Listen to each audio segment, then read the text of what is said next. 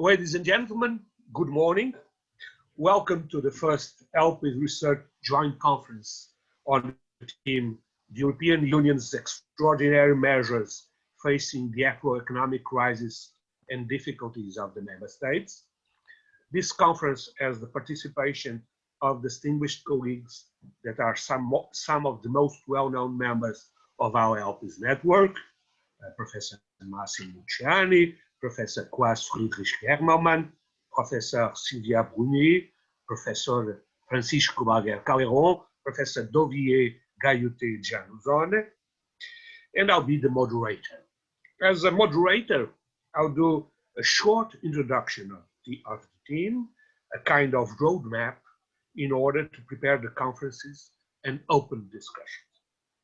Looking at the facts that we are dealing with, we had, since the European Council of June 2020, a great number of meetings, decisions, regulations that came to a recovery and resilience plan for Europe. On the 17th of December 2020, the multi-annual financial framework for 2021-2027 was adopted, and the Council adopted a regulation laying down the EU's multi-annual financial framework. The regulation provides for a long-term budget together with the next generation EU recovery instrument. It will allow the EU to provide an unprecedented 1.8 trillion of euros funding over the coming years to support recovery from the COVID-19 pandemic and the EU's long-term priorities across different policy areas, taking in consideration both environmental and digital goals and principles. Looking now for the interpretation of these facts, I'll propose an analysis of the situation from two different perspectives: the perspective of the European Union and the perspective of member states. And I'll try to underline, to stress some kind of balance between pros and cons of these exceptionality measures. From the European Union's perspective, to look first at the cons, I think the first con is that we have the reinforcement of the Union. It's a kind of rebirth of European solidarity, and it is a reaction, an extraordinary European reactions to multiple causes that are disruptive. We have the disruptions created by the Brexit, the anti-European populists all over Europe, the economic crisis, and COVID-19. But as in the second term, this is also a constitutional affirmation of the EU, of the European Union, on the idea that fiscal competence, it's a constitutional competence. And so it's a good response of the EU to the German Constitutional Court, the sentence of 5th of May 2020, that has questioned the competence of the European Central Bank. There was a quarrel for constitutional legitimacy, and now the European Union uses material constitutional power to counterbalance the attempt of use of constitutional power by constitutional courts of the member states. On that way, I'm happy. I was one of the 27 lawyers that signed the petition against the position that was in the German Constitutional Court. There I praise very much, where I have very good friends, but there I think that was not accurate. But as a third pro, these measures have also a new green and digital European public element, so they mean new policies, and that gives an important constitutional importance to the green and gray. The gray can be the digital law, and they have bold goals and principles. As cons for this measure, first, there is a shadow in principles, a kind of suspension of the state law clause in order to avoid the veto from Hungary and Poland. the UCO interpretative declaration of 11 December 2020, there's a postponement of the application of the rule of law towards Hungary and Poland, saying that it will postpone it until there is a sentence from the Court of Justice and afterwards the settling of guidelines by the Commission. I don't think it was a good idea, and there was a great criticism around it. Our colleagues Alberto Alemano and Merin Chairman have an article, an interesting article that is called "To Save the Rule of Law, You Must Apparently Break It." That is in the Verfassungsblog, where they claim for the ultra-virus nature of the decision, invasion of legislative power, and a violation of the principle of institutional balance. And then there are other articles in Verfassungsblog also on the matter. Kim Wayne-Scheppeler, Laurent Pêche, Sébastien Platon also have an interesting article called "Compromising on the Rule of Law while compromising the rule of law while compromising on the rule of law," and they say that is not very good for the European Constitution. And third, there is an implementation of measures that implies specific needs for coordination and leadership. And some problems may emerge. We have now, for instance, the present case of vaccination public procurement from the EU level, and that brings a need to negotiate very good public procurements that deal with health problems, and also try to interpret it and apply it in the right way. From the point of view of member states, as pros of these measures, we also have a rebirth of the Europe from the point of view of the member states.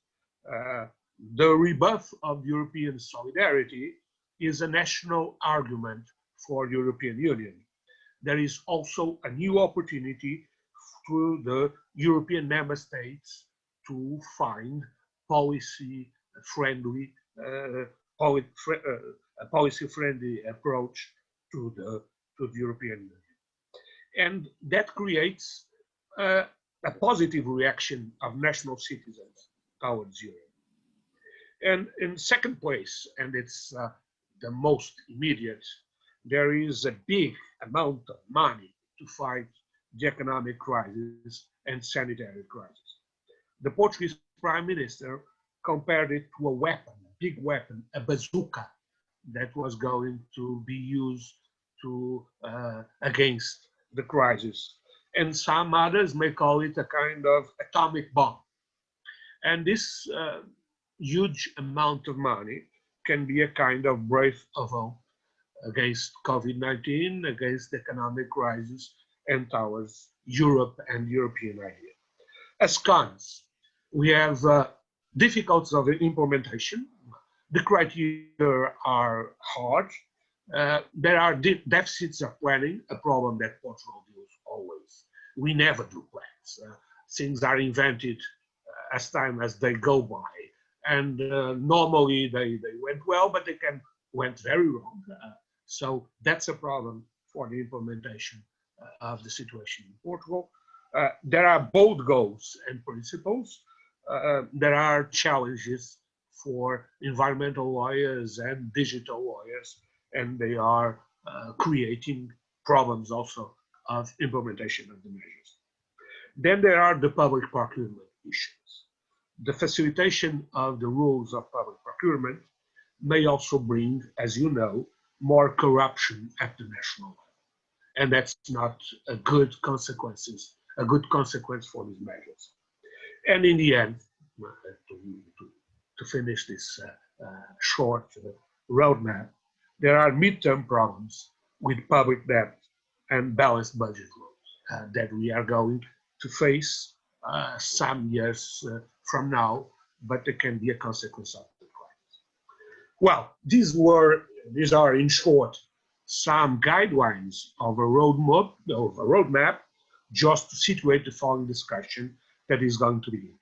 It's time now to give the floor to the panel members, distinguished colleagues from the Office Network. You know already the rules of the game.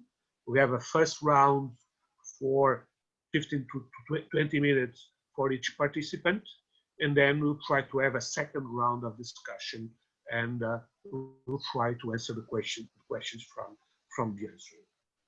So now I'll give the floor to the first one, Professor Massimo Luciani from La Sapienza.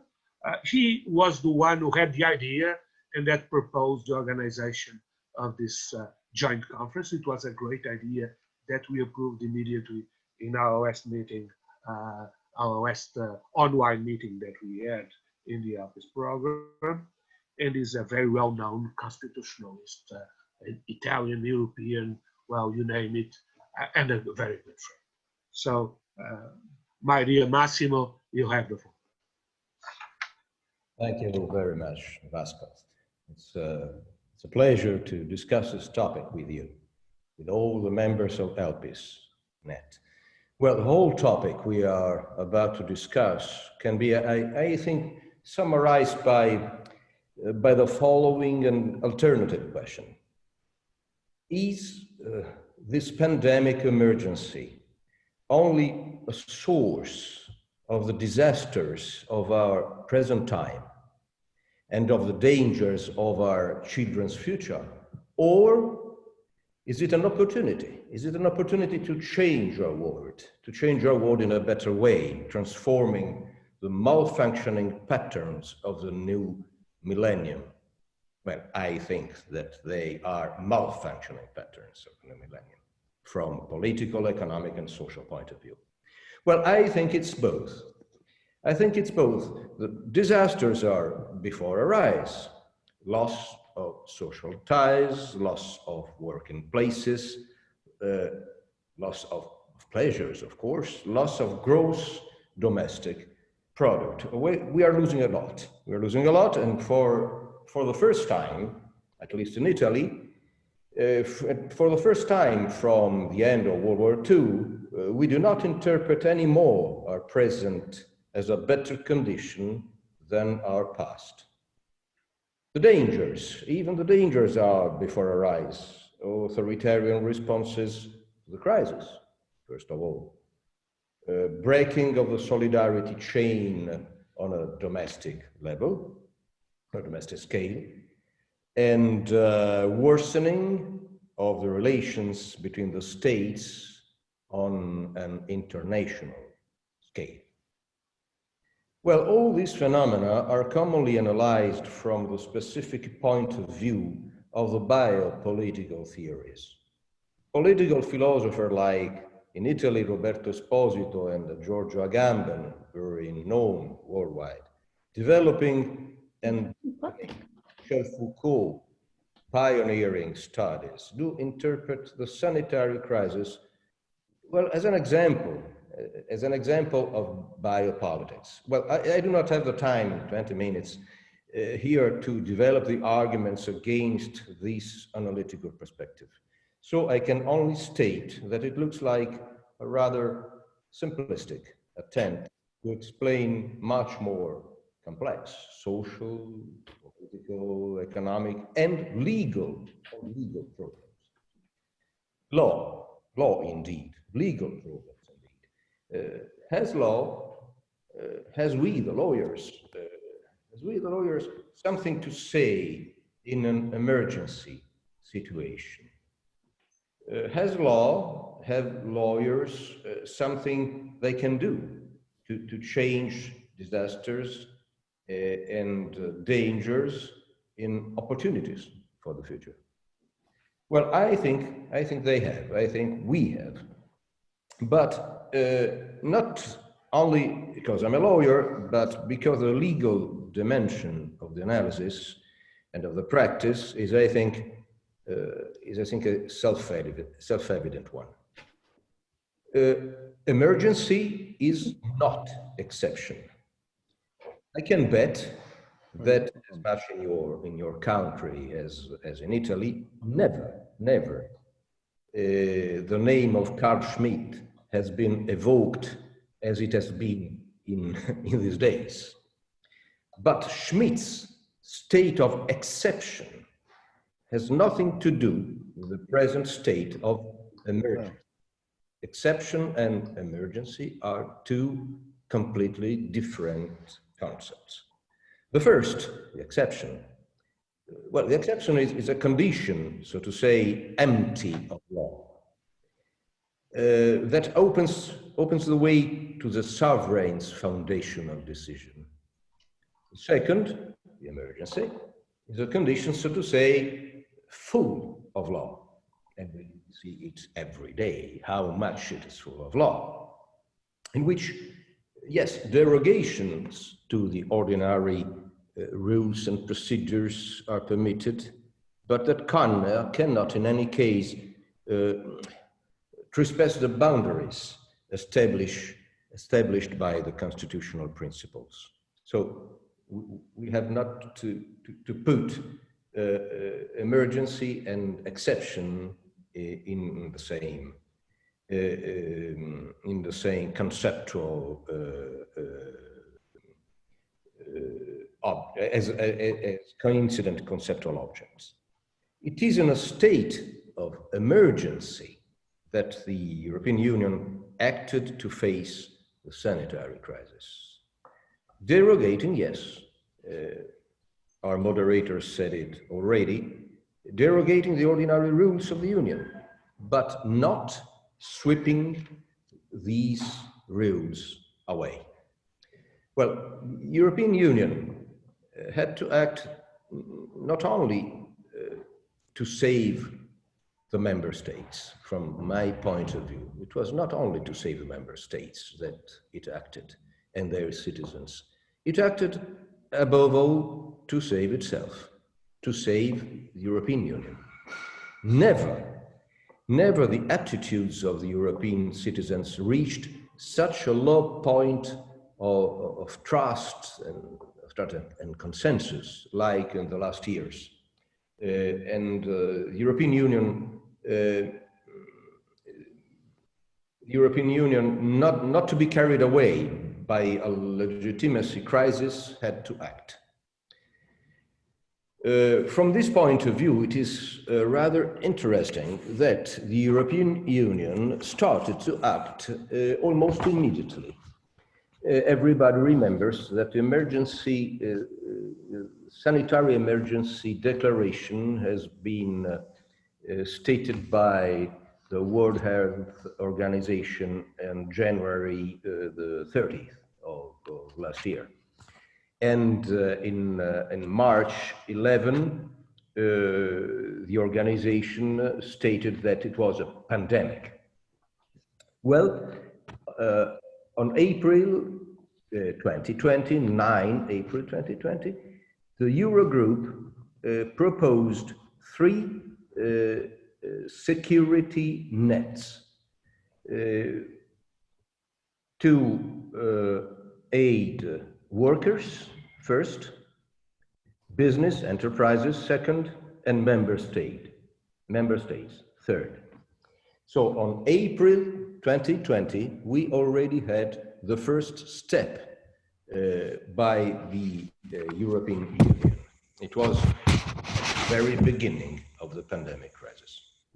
Now at present, we do have the recovery plan for Europe. We do have the regulation of 14 December 2020. We have the resilience plan. I hate this word, I have to confess. I cannot stand resilience, but it is written in these sources of law, unfortunately. And what does the recovery plan of Europe say? Well, the first thing to be noted is the amount of the European intervention, of the Union's intervention. As the Commission shows on its side, on the internet, it is 1.8 trillion of resources devoted to face the sanitary crisis. 1.8. Why? Because 750 billion euros come by the recovery plan, and the rest comes by the ordinary union budget. We do not have to forget that even the union budget has been completely changed, aiming to restore a normal condition, normal economic and social condition after the pandemic. An enormous European effort. What is it devoted to? Well, we just have to read the Council Regulation 2020-2094 recovery plan. In order to contain the spread of the COVID-19, the regulation says that unprecedented measures have been adopted in response to the exceptional situation caused by the COVID-19. A situation which is, I read, which is beyond the control of member states.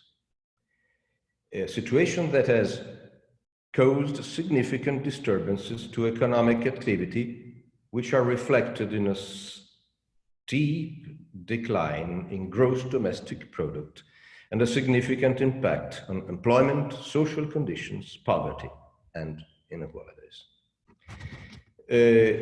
What did the European Union decide to do? Well, adopt a comprehensive set of measures for economic recovery. These are the premises of the regulation. An exceptional situation, but an exceptional situation caused by extreme circumstances, point 6 of the premises, but not only devoted to face the emergency. Not only this. These European interventions, these Union's interventions, do look forward, do look to the future. Premise number 7, restore labor markets and social protection as well as healthcare systems.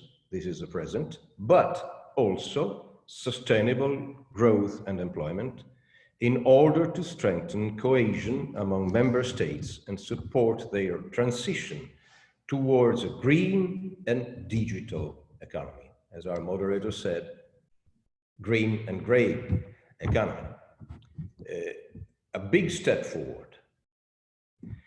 So not only, and Article 1 or 2 says the same things. Not only, I said, not only the emergency, but also the future.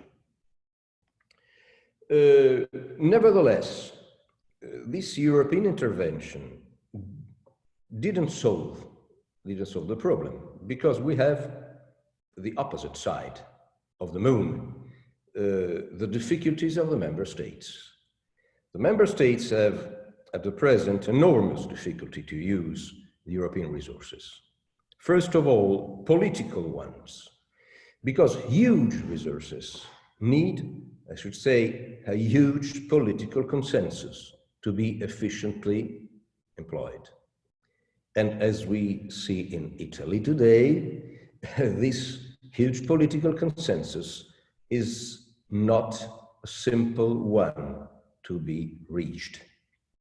Second, social difficulties, because stating an order of priorities means favor for some stakeholders and penalization for others. And this poses evident problems of social consensus. Third, administrative difficulties.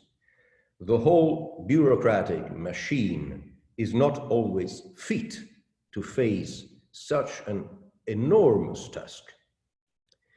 even the states that enjoy the best functioning of their administrative machinery will have enormous difficulties to accomplish this task, because exactly because the resources are so big. Fourth, economic difficulties. Why? Because the European Union resources have a specific direction. We have already seen it, aiming, for instance, the development of the green economy. But this means that many economic sectors have to be reconverted and restructured with enormous economic and social costs. Well, what can the Union do to help the states to face these problems and to manage these difficulties? Well, I think that it cannot do anything immediately. This is a member states problem, and they have to solve this problem, the four sets of problems I was speaking about before, by themselves. But the Union can do much more in the future and in the immediate future too. I think that it should transform the emergency in normality, in a certain sense, in a certain part. It would be necessary to increase, I guess, the political character of the Union.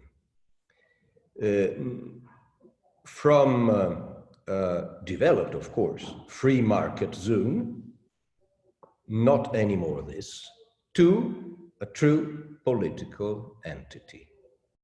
Not a superstate or a federal state, but an entity in which politics and economy could walk together. They cannot do this today. I always thought, especially for the Eurozone, that single currency and multiple public debts cannot work. The public debt is governed by the administration of the currency. And if the member states cannot manage the currency, they cannot manage the debt.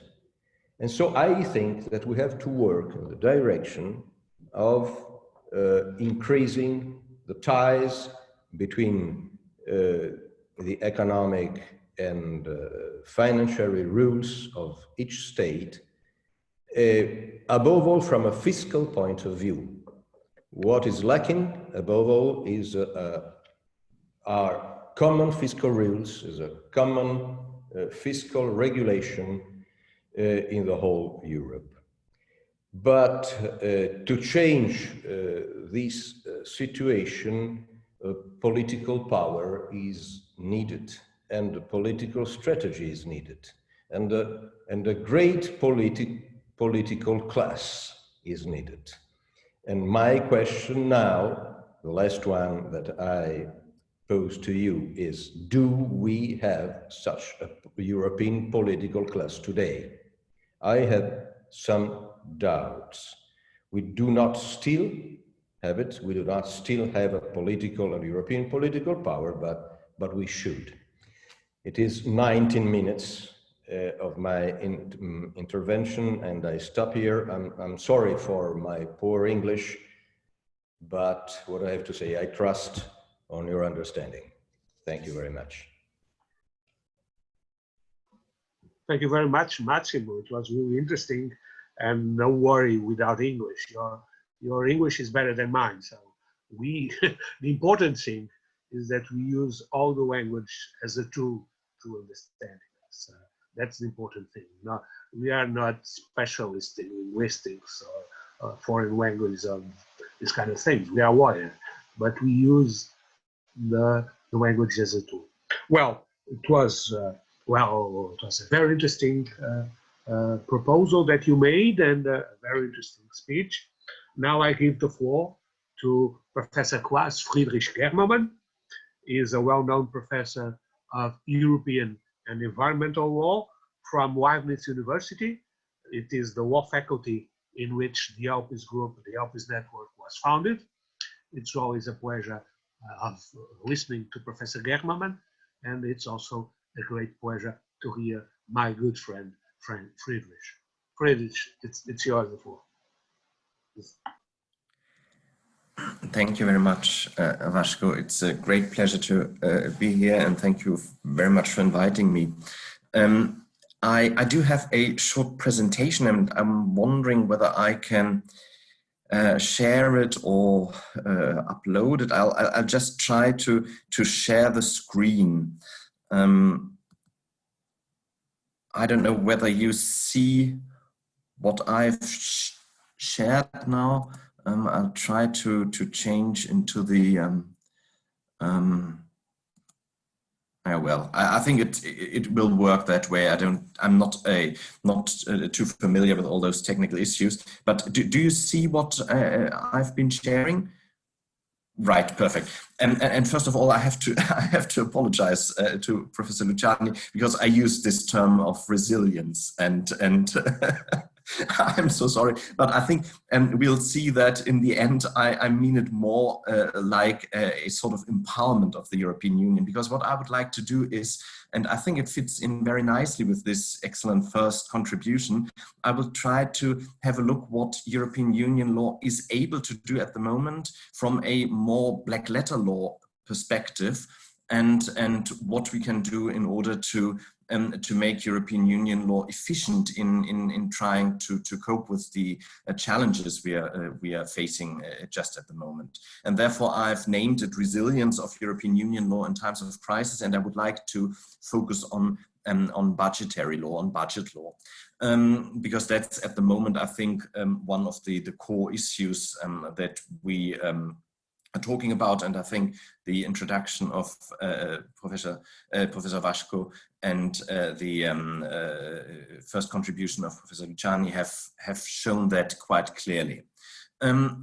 Just to give you a short outline of what I would like to present to you is, first of all, a short introduction, which can be extremely brief because we've already talked about that, and the challenges of to the European Union and to European Union law in times of crisis. After that, I'm addressing the crisis, what are we doing at the moment, and I would like to pick the example of budget law here. Then a short overview of what the, some core changes in budget law are at the moment, and whether they are possible under current primary law, and where possible barriers lie, where we can't go further than that. And then, of course, the protection of the rule of law, which is another major crisis in Europe, and I think one of the most important crises at the moment. And finally, we'll have a short conclusion. First of all, coming to the introduction, the challenges to the European Union and European Union law in times of crisis, we've seen that we've, first of all, naturally, the COVID-19 pandemic we have to address, and at the same time, the question of how to modernize the European Union. That is what Vasco has already described in the terms of green and gray areas. That is the green economy, climate protection, environmental protection on the one hand, and on the other hand, digitalization. It is basically what Professor Luciani has described as the future, where we have to change the current emergency status into something which is valid for the future, for developing the future of the European Union. And some examples here, we've got climate protection, I already said that, digital transition, then we've got the recovery and the resilience of the European economy, both concerning the challenges of COVID-19, of the pandemic, and the challenges which arise from the climate crisis and which arise from the challenges of digitalization. So basically, what we've got here is a completely, what we've got here is a complete basically relaunch of the European economy, which seems to be necessary in order to compete in the modern world after the pandemic has vanished, and in order to address the more long-term problems that we are facing, like, for example, climate change. At the same time, the Union has to protect its budget. It has to protect its core values, which are enshrined in Article 2 of the Treaty on the European Union, and that relates to the problem of the rule of law, which is currently one major problem concerning the values and concerning the political aspect of what the European Union is like, because the European values are basically, together with the European fundamental rights, major parts of the political union that we've already got, although obviously we do not have a political entity yet. And finally, we have to have a look, and here I might already indicate that I'm not, well, basically concerning the rule of law, I'm a little bit reluctant to give up the principle of conferral, and I'm not quite convinced whether we have to break the rule of law in order to save it. But that will be something for the discussion later on. So that's why I'm focusing on the black letter law. What can be done at the moment under the conditions that we've got, under the rules that we've got in European primary law at the moment. And first of all, what has been done? I can be brief, extremely brief here, because we've already heard that in much more detail. We've got the multi-annual financial framework for the European Union, which is the regular budget of more than 1 trillion euros. Then we've got, on top of that, the European Union COVID-19 response with the program Next Generation EU, which, however, is not only, as far as I understood it, this temporary recovery instrument, which is not only related to the questions that are directly connected to COVID, but also go into this, into this perspective of how to change the European Union, the European economy, in order to make it, well, resilient, in order to empower it for the changes that, or the challenges that lie ahead in terms of digitalization and green economy. And then obviously we've got as another element in budget law, the conditionality mechanism for the protection of the Union's budget, which is known as the rule of law conditionality. And I'll come to that a little bit later. It is not directly connected to the pandemic. It's not directly connected to the European economic crisis. However, it is connected to a crisis which is, in my opinion, a crisis that goes even deeper than the economic crisis, and the Union is trying to address that with means of economic law, which might be a good idea, but which is obviously not the only way to deal with this problem. First of all, if we are looking at the European budget provisions, and if we have a look at where does the money come from, because one part is distributing the money, which Professor Luciani has already detailed out in a very clear way. The problems he has identified are problems of distribution, administrative problems, social problems, and so on, equality problems as well. But before we come to the distribution, how do we get the money? Where does the money come from? And here we've got, fortunately, I have to say, an article which is sufficiently open to new developments, developments which have proved to be necessary at the moment in order to address the crisis. Article 311 of the Treaty on the Functioning of the European Union provides for a special legislative procedure with unanimity requirements in order to legislate on the system of own resources of the Union, which basically are the resources which are necessary in order to collect the money. So the money which is being distributed later on has to be collected, and that's being done by the own resources decision of the European Union, which is based on Article 311 of the Treaty on the Functioning of the European Union.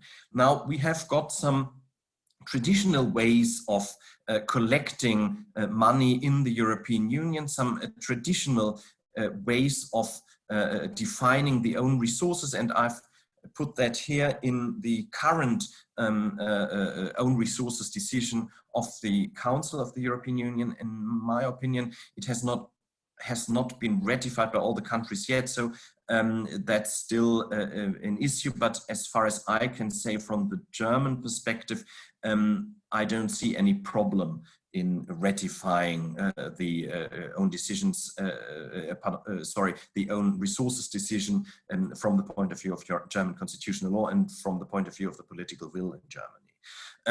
We've got the traditional own resources consisting of levies, premiums, and especially contributions concerning the markets in sugar.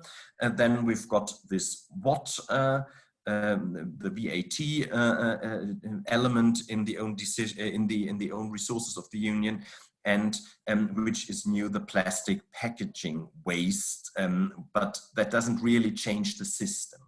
That's just something connected to the idea of environmental protection and basically marrying economic law and environmental law, which is important. However, then we've got obviously the part which is related to the gross national income of the member states, but which is new is this Article 5, and that has caused some discussions, at least I can say that from the point of view of the German political sphere, in the light of the recent decisions of the German Constitutional Court, which I have to agree, I'm not very happy with either, concerning the question of the ultra-virus element concerning the European Central Bank. However, that's something which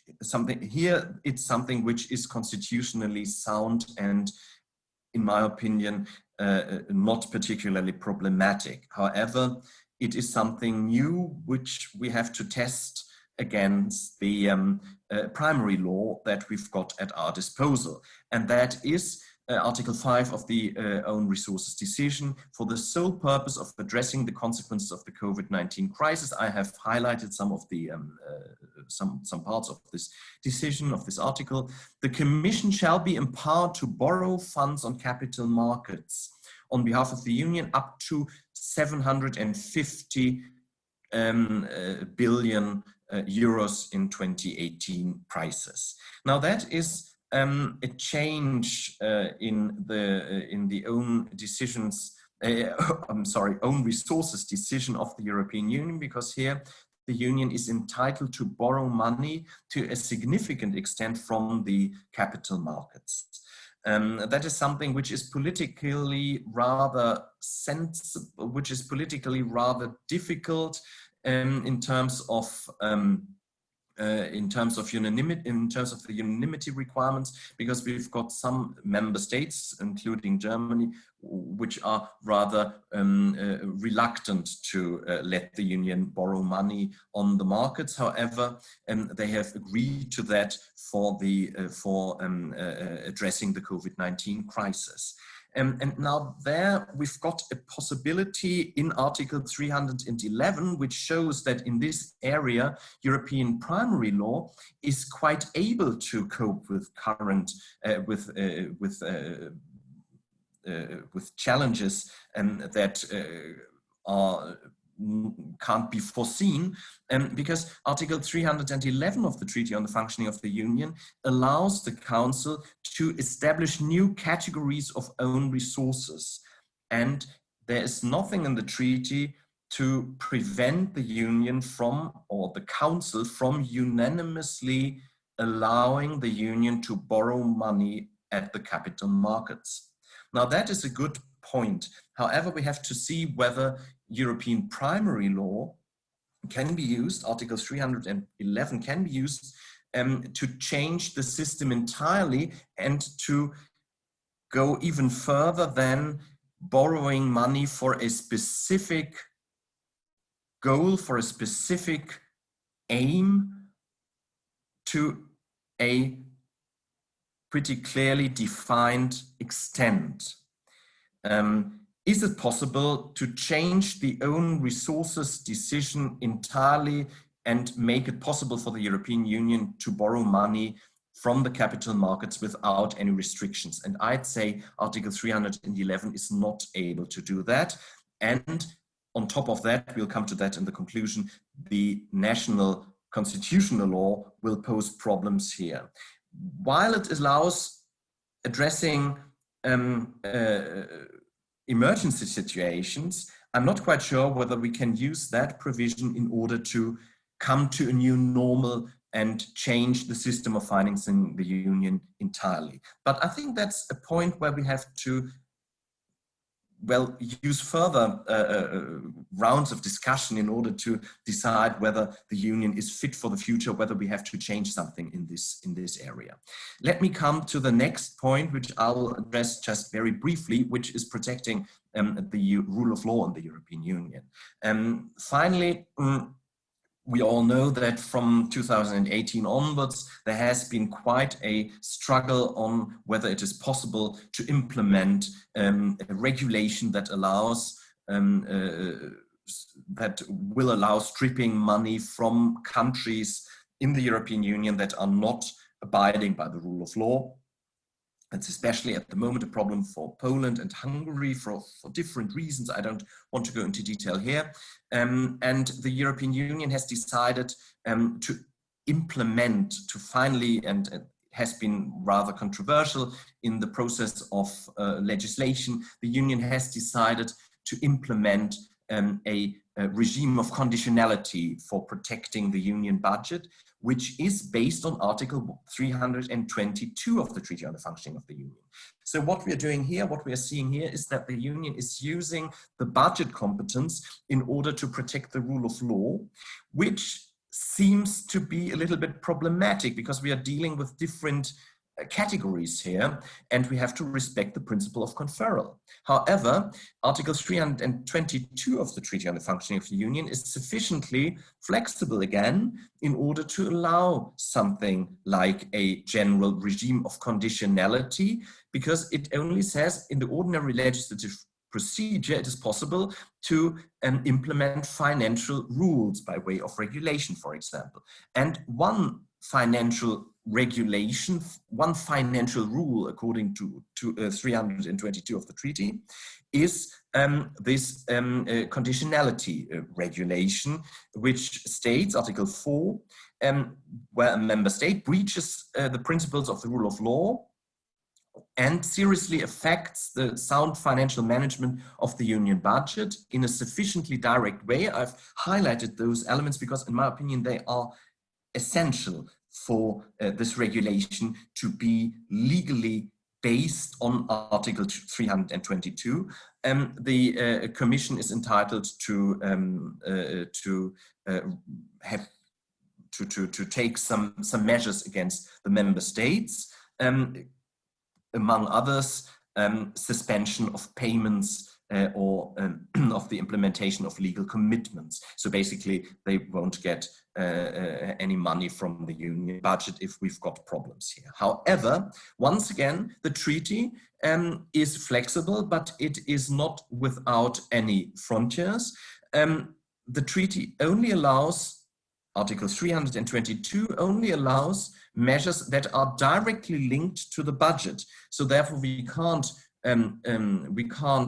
punish rule of law breaches that do not have anything to do with the union budget, but only those that are sufficiently directly affecting the European Union budget. And we've got examples in paragraph 2 of Article 4 here.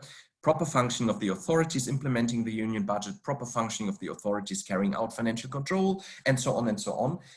The Commission proposal of 2018 went significantly further than that. And in my opinion, that used to be a problem concerning Article 322 as the basis of this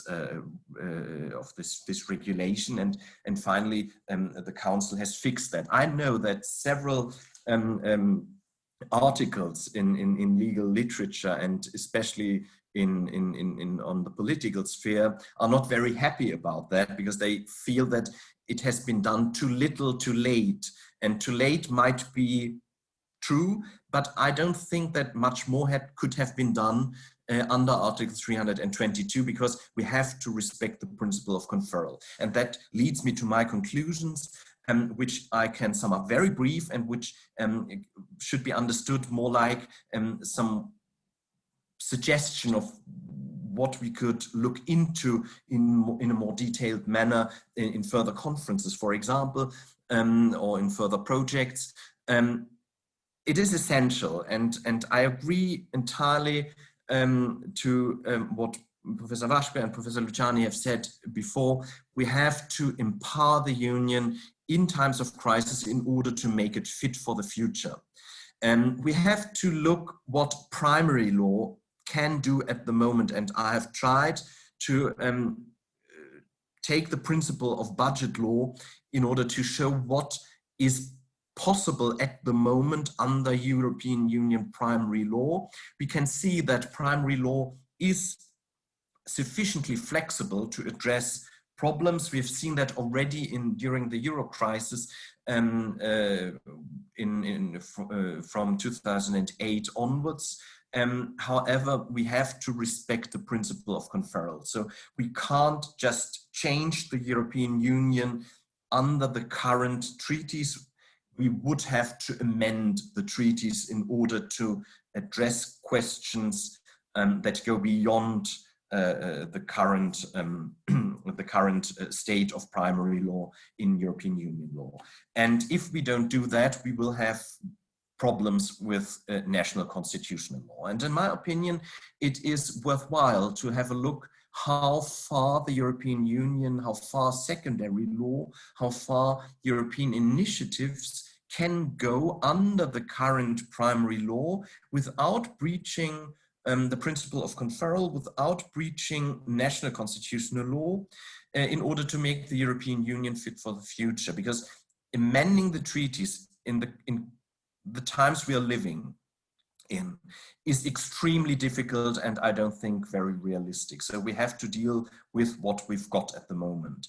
And looking for not exactly loopholes, but looking for opportunities under the current primary law, and at the same time examining what national constitutional law is requiring us to do as European Union lawyers, is a very worthwhile and a very important mechanism, in my opinion, in order to bring the Union further, in order to bring the Union forward in these times of crisis, and make it basically make it fit for addressing the challenges in the future, even outside those situations of emergency. Thank you very much for your patience. Thank you very much, Professor Germelmann. It was really interesting, that budget law approach that complement the other views. And your focus, your approach was much more from the European and actual point of view, and perhaps mine and Massimo try to combine a little bit more with the national states members that have also problems about it. But it was really interesting, and a wonderful compliment for our discussion.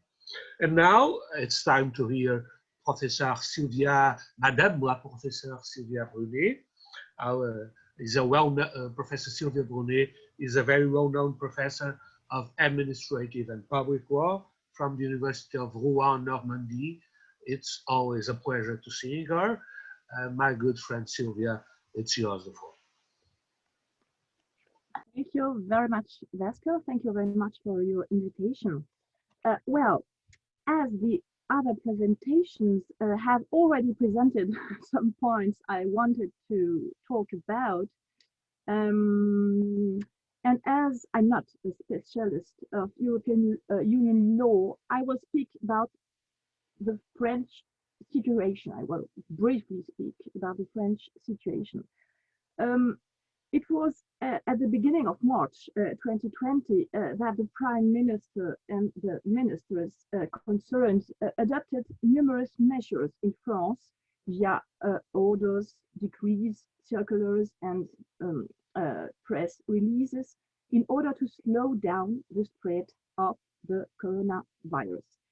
In particular, the Prime Minister's decree of the 16th of March 2020 introduced a general lockdown of the population, which was extended till the 11th of May, the date on which a progressive ending of the lockdown began according to sectors of activity and according to regions. Meanwhile, the legal framework for the management of the crisis changed. A new act of Parliament of 23rd of March, on the one hand, introduced a brand new state of emergency system. That means a new exceptional regime. It's both an emergency and an exceptional system, even if I agree with the fact that emergency and exception are not the same. It's an emergency and exceptional regime that could be imposed by a Council of Ministers decree in the event of a half disaster. On the other hand, this act of March 2020 empowered the government to legislate by ordinance without parliamentary debate in order to take emergency economic and adaptive measures to combat the epidemic.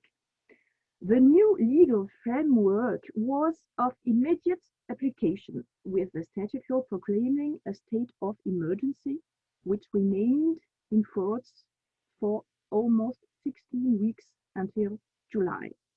Then, a statute law implemented a transitional regime to end the state of emergency. It's another exceptional regime, which is transitional. It authorized the government to continue to take exceptional measures until October to deal with the epidemic. However, in view of the resumption of the active circulation of the virus after the summer and the second wave of the epidemic everywhere in Europe, the state of emergency regime was once again activated for 1 month, starting on October. It allowed the introduction of a night curfew policy over a large part of the country. It was not, however, enough to stop the epidemic, and a new national lockdown was decreed from end of October until December. It was a less strict lockdown than the first, so as not to paralyze the economy or aggravate social disparities, keeping schools, businesses and public services open, then reopening shops, etc.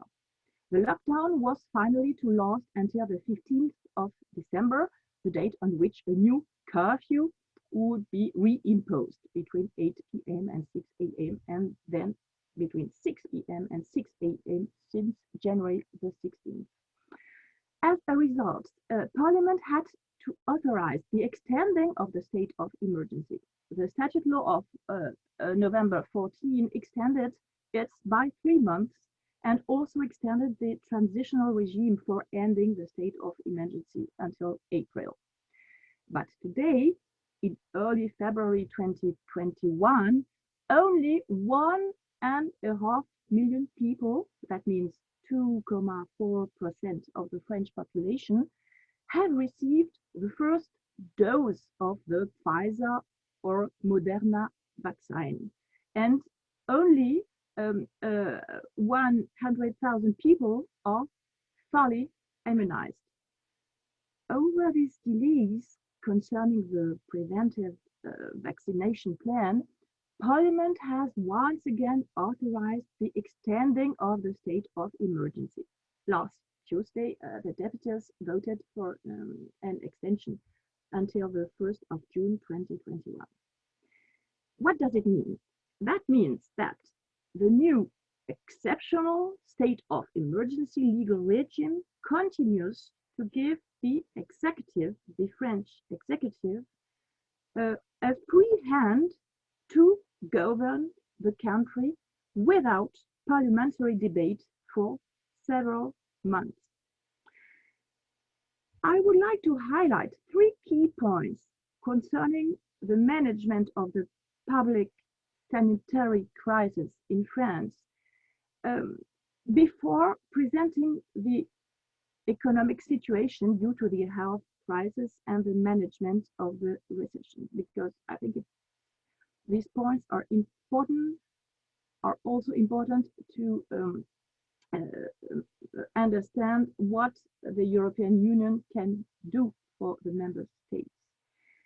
I detail these 3 key points in a collective work which will be published soon by Oxford University Press.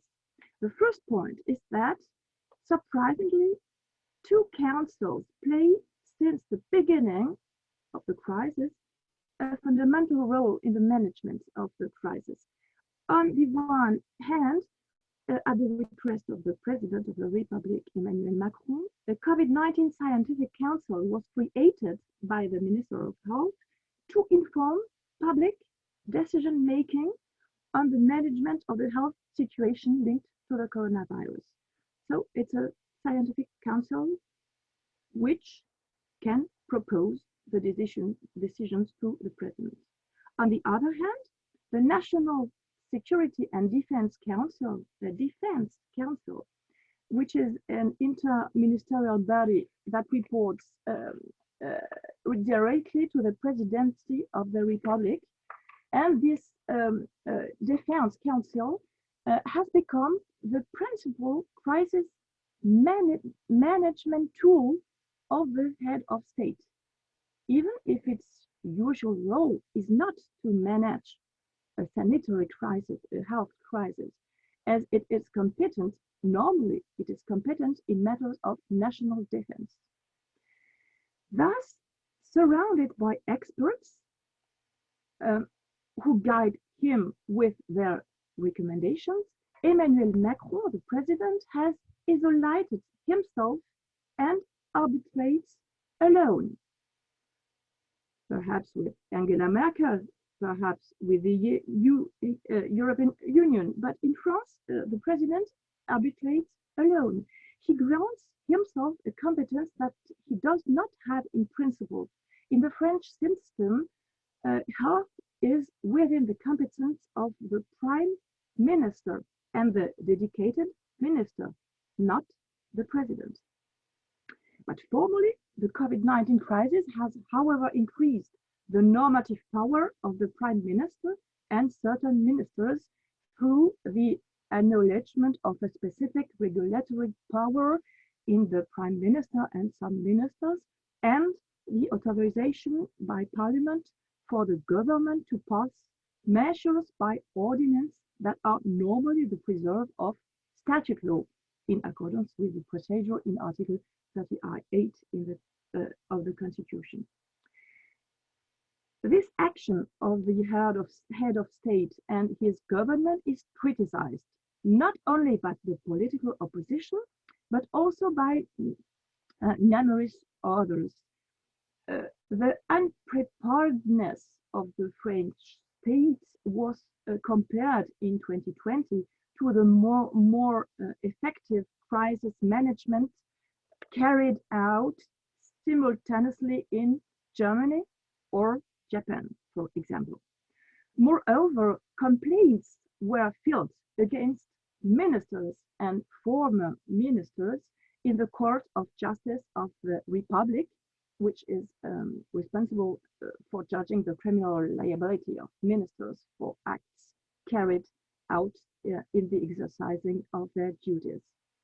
More broadly, the health crisis reveals the inadequacies of our health system, which had been undermined by budgetary reforms over the past 20 years, and reveals France's over-dependence on a globalized economy.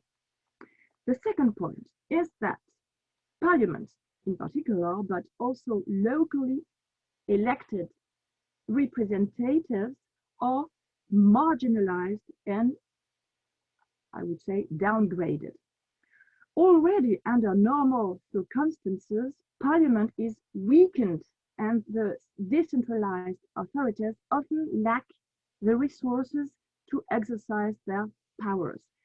This structural tendency in the Fifth Republic is accentuated in this period of public sanitary crisis.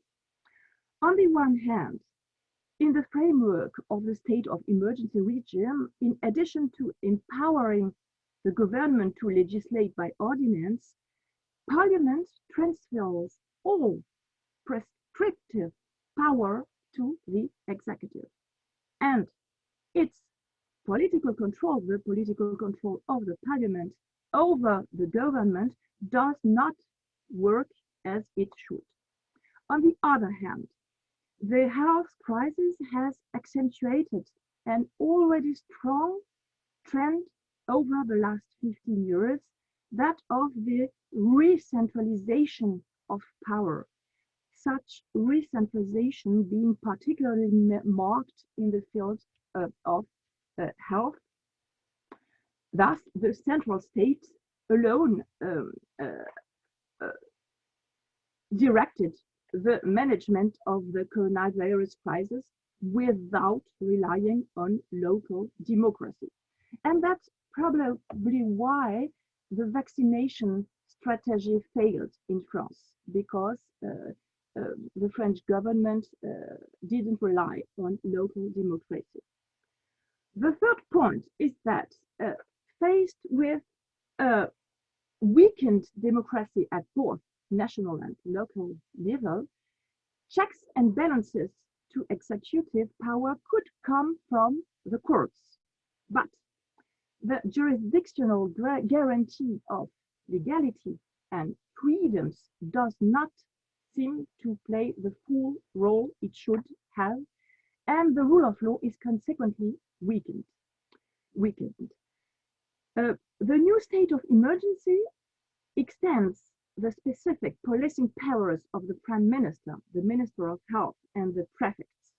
It defines a regime that is very restrictive in terms of civil liberties, which is justified by the courts, in particular the Administrative Supreme Court, the Conseil d'État.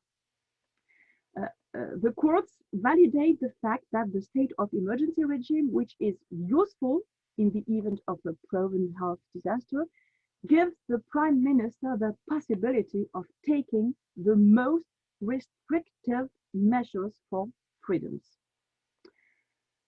But there is no denying that this French centralized and technocratic management of the crisis, which severely limits rights and freedoms, furthermore allows to provide concrete solutions to the economic crisis caused by the pandemic and caused by the restrictive measures taken. like, for example, the implementation of lockdown and night curfew periods, or the closure of shops and varied institutions. So, concerning the actual economic situation due to the sanitary crisis, there is, of course, a major economic crisis in France. But the government has taken and continues to take adequate, significant short-term measures for the protection of the economic actors. Briefly, what are the difficulties? And then what are the solutions? What are the difficulties? Last year in 2020, 1 million French people, students, for example, have fallen into poverty during the health crisis. And of course, many businesses, merchants, and artisans in all sectors of the economy suffered and still suffer from a severe decline of their annual turnover. Like the rest of the world, the country suffers a sharp economic recession. GDP, that means the production of wealth, decreased by 8.3% in 2020. It's the worst results since the Second World War. France loses 20 billion growth every month. There was in 2020 an increase of more than 600,000 unemployed people, and the sectors most severely affected by the crisis are, of course, the bars and restaurants, the cultural fields, or the aviation industry. So that are the problems. What are the solutions? Monetary policy is conducted for the member states by the European Central Bank. You said it, so I don't speak about it again. But each member state can decide and must decide upon its own budgetary policy. Like in most other countries, French government has taken emergency measures and has established an economic recovery plan, a national economic recovery plan.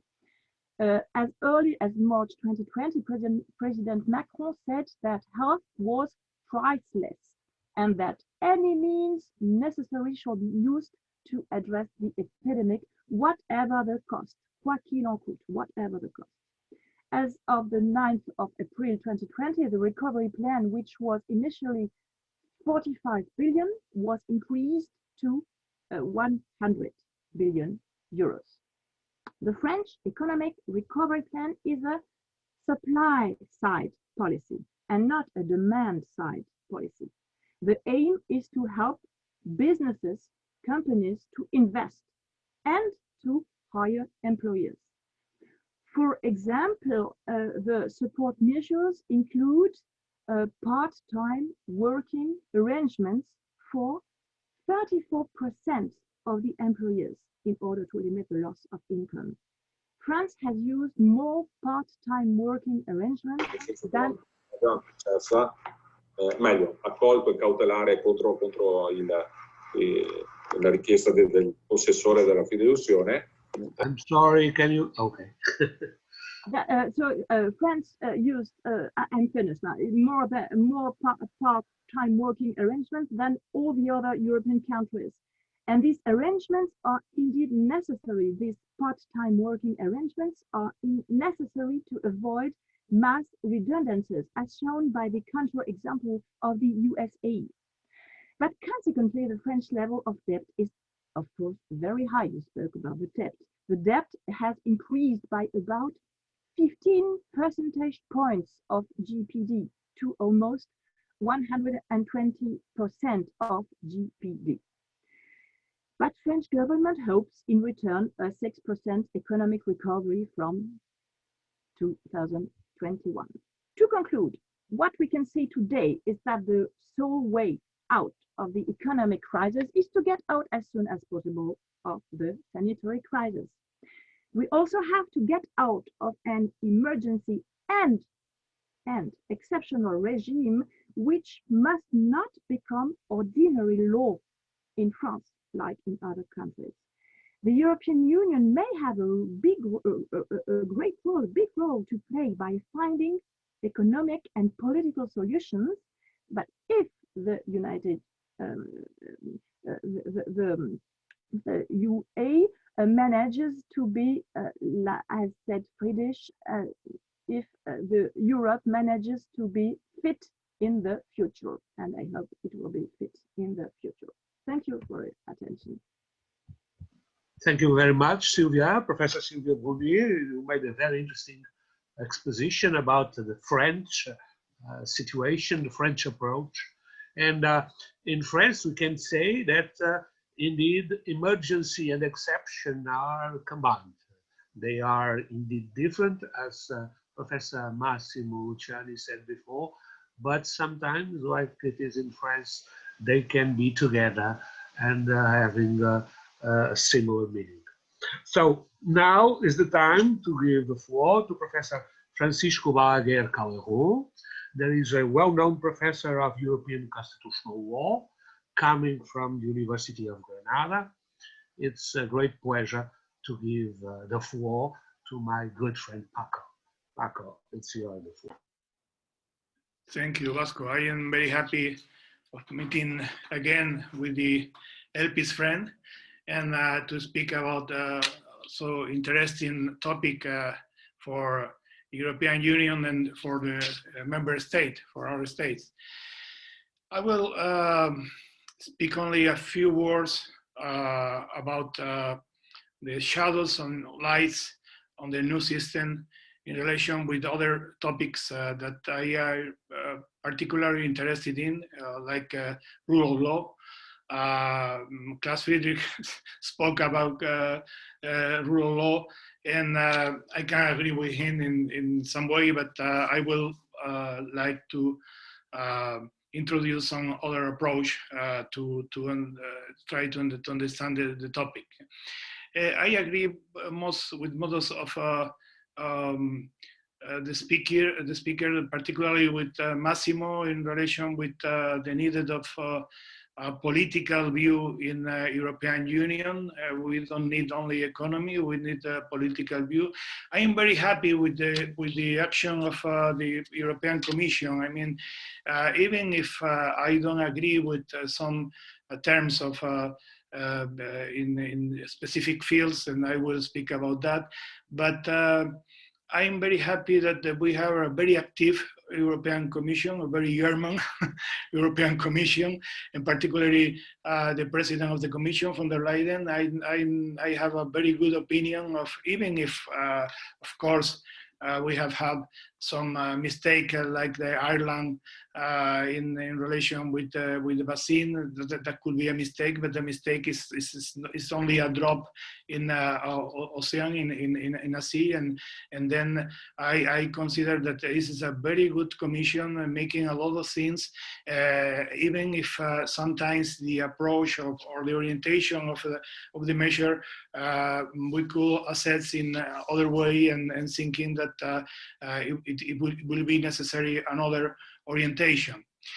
The lights, well, we said before, this is a huge amount of money. We need that money. We need the money in our countries. We need it in Italy and Spain at the beginning, but we can see now that the other European countries, Germany, France, they need also money because of the situation. The COVID-19 is not only a problem of Italy or Spain or now Portugal, it's a problem for the whole Europe, and we need the money.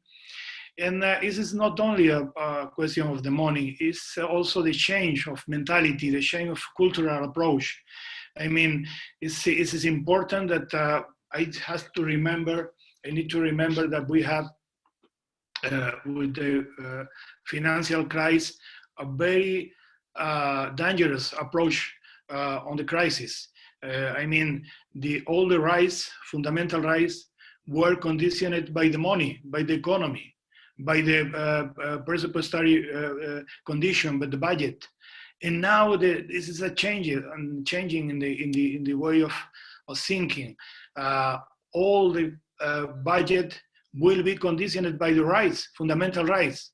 that is a new beginning. That is a very good approach. I don't think that perhaps that could be dangerous in the future. We can have more problems in the future, I don't know. But for the moment, it's a very important change in the cultural approach of the crisis, and I am very happy with this approach. I prefer to condition the budget to the rights. I mean, as like Peter Hebele says, is, the market had to be conditioned to the fundamental rights and not the fundamental rights to the market, to the economy. And then I am very happy with this approach. And then also, I will say the grant. A part of the money is a grant. Perhaps it could be in the future a grant in aid, American style, and then a way of introducing some conditions in constitution, in national constitutions. That could be, but I think that give money through grant and not only to debts, public debts is a good thing. An idea of solidarity in Europe, and then is also in the lights of the recovery plan. For the future, I don't know. We need more money. That is normal. Massimo said that we will need more money in the future. We know that the parliament prefer much more money, 3 trillions, and not is a huge amount. And today, I don't know if your newspaper could see, but there is a letter from Thomas Piketty and other economists that recommend to cancel the debts from the European Central Bank to the states. I mean, it is 3.5 trillion of euros that could be cancelled in favor of the state. That is not even a Hamiltonian moment in the sense that it's not to cancel or to assume all the debts of the state, like in America, in the construction of United States of America, in the building of United States of America. It is only cancel the debt that have in this moment the European Central Bank. That could be also a solution for the future. I mean, we will need more money in the future, and we have to decide how we'll get that money. And here comes a problem in relation with the intervention of Claas-Friedrich. That is very accurate, and I agree with him. Some of these rules could be against the treaties, against the conferred power, and against the national state constitution. That is true. But in my view, since the financial crisis in the 2008, we have in Europe a breakdown of constitutional rules, European rules in the treaties, and national constitutional rules, and we survive. I mean, sometimes we need break the rules to survive. And when we have an emergency situation like COVID-19, sometimes we need to break the rules if we respect proportionality, if we respect provisory situations. I mean, the condition for emergency rules. That is proportionality, that is provisory rules, that is controlled by the tribunals, by the courts. And then we can break the rules sometimes, or we can sing new rules. That is the position of the Commission in the reflection on the future on Europe. I mean, when the president of the Commission speak about an unitary health union in Europe, that means a lot of changes in the European law. We cannot make at the present unitarian health union, European Health Union, without changing the treaties. That means the European Union needs more power, more competencies to cope emergency situations like that one. This is, unfortunately, this is not a problem that could we solve in the next months, because could we solve if we get the vaccines, and the vaccines are good, and we don't have dangerous modifications of the virus. But if we have in the future some variants of the virus that could be not cope with the currently vaccines, we will need more vaccines, and we will need perhaps more intervention of the European Union. So I am in favor of the intervention of the European Union, in favor of changing the rules and giving more power to European Union, even more political power, as Massimo Luciani said before. We need more European Union. It is necessary not only in relation with the pandemic, but also in relation with other problems. And this is other thing that is part of the light of the new recovery plan. This is the point is not give money to the state. The point is give money to cope the globalization, to change the rules, to develop Europe in the sense of the requirements of globalization. And then that is a very good approach from the European Union in relation with the recovery plan. So the lights expose the shadows.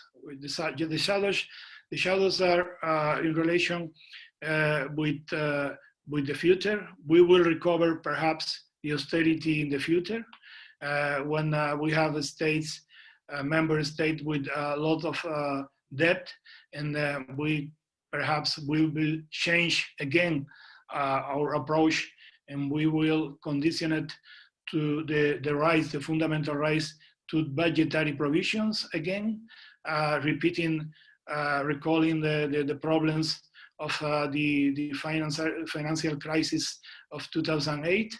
That will be a big problem, and we have to do something to avoid that problem in the future. Then I think that this is a part of the shadows of the recovery plan.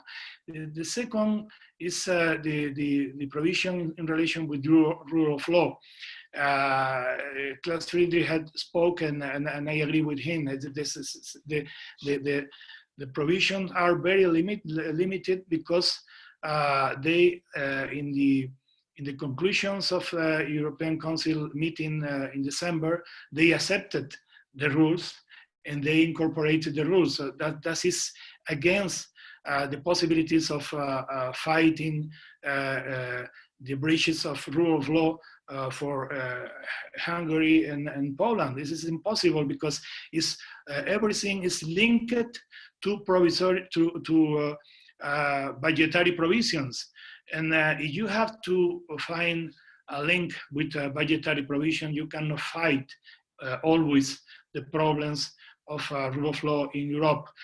The approach of the framework from 2014 was very good in the sense that it was the idea of fighting systemic breaches of rule of law and not particularly violation, because the problem is not that you in German or I in Spain or in Italy or in Portugal or in French and other countries, we can have a condition, a rule or something like that could be against the rule of law, because we have or control of monitoring, internal monitoring control through constitutional courts, and we can do something. That is not the problem. The problem is a systemic breaching of rule of law, and the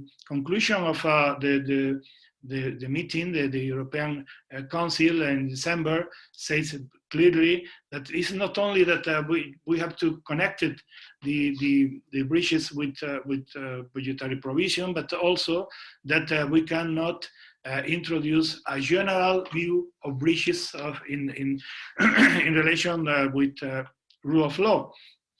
That means we cannot fight properly against the violation of rule of law in Poland or in Hungary or in other countries.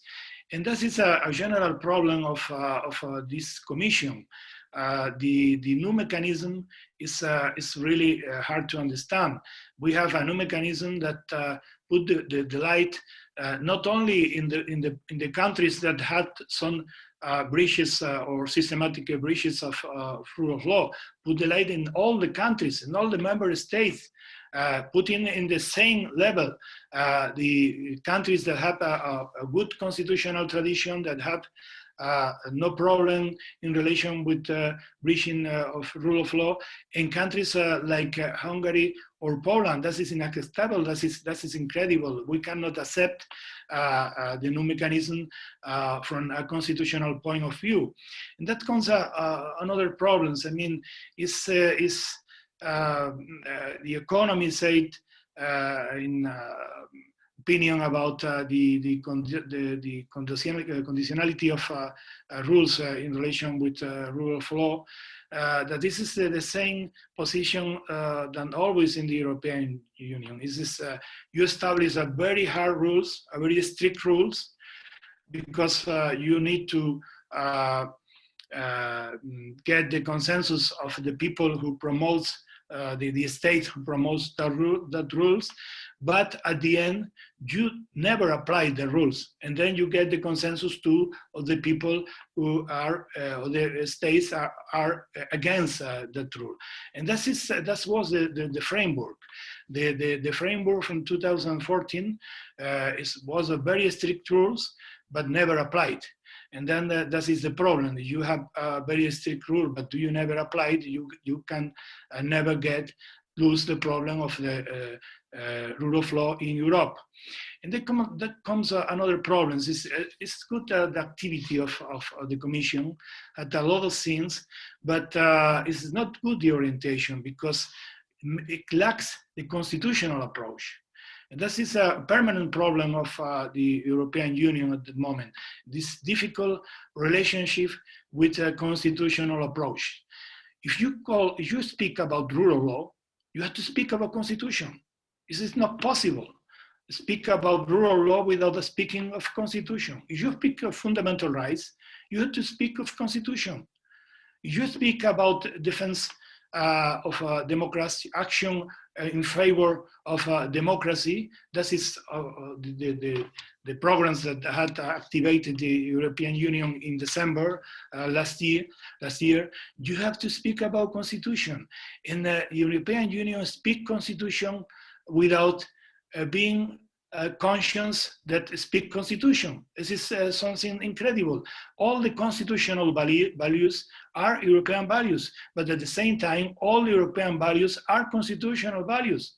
Then you need a systematic approach. You cannot make a program for defense of democracy, a program for strengthening the share of the fundamental rights, another for the rule of law. All those problems are different and are not connected among them, because all of those problems, constitutional problems in Europe now.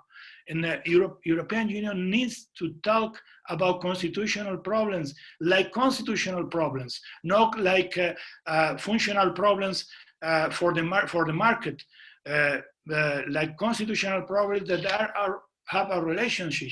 It is not possible to defend the democracy without defend fundamental rights. It is not possible to defend rule of law without defend democracy. It is necessary to speak about those problems in a constitutional approach, and that constitutional approach lack in the decision, in the project of the European Union in the last time. So in my view, we have a very good beginning in the sense that we have a very good commission that really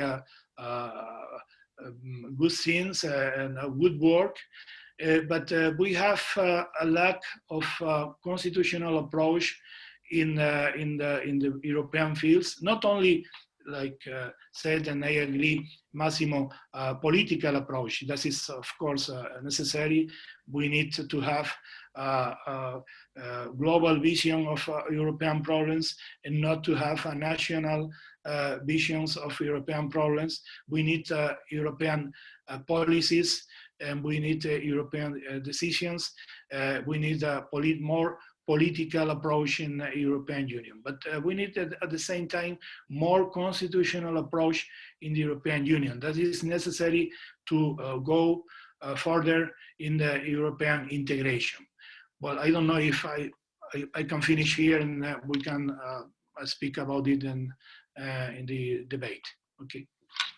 Thank you very much, Paco. It was a very interesting speech, and the need to stress the idea of the European Constitution is very important. And of course, it's an approach that we need to have for this discussion. And now, last but not least, we have Professor Dovile Gailiuté, a well-known professor of European law, coming from the Romeris University of Vilnius. My dear friend Dovile, it's a pleasure having you here. It's yours, the floor. Okay. Just a moment. I would like to share my screen.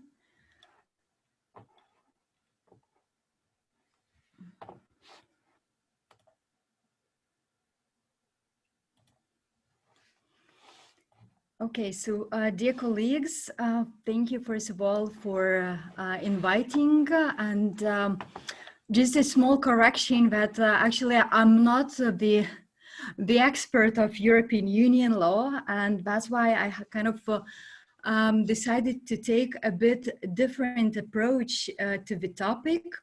Because my main field of interest is human rights, but it's of course closely related to the rule of law, as it was mentioned with the speaker before.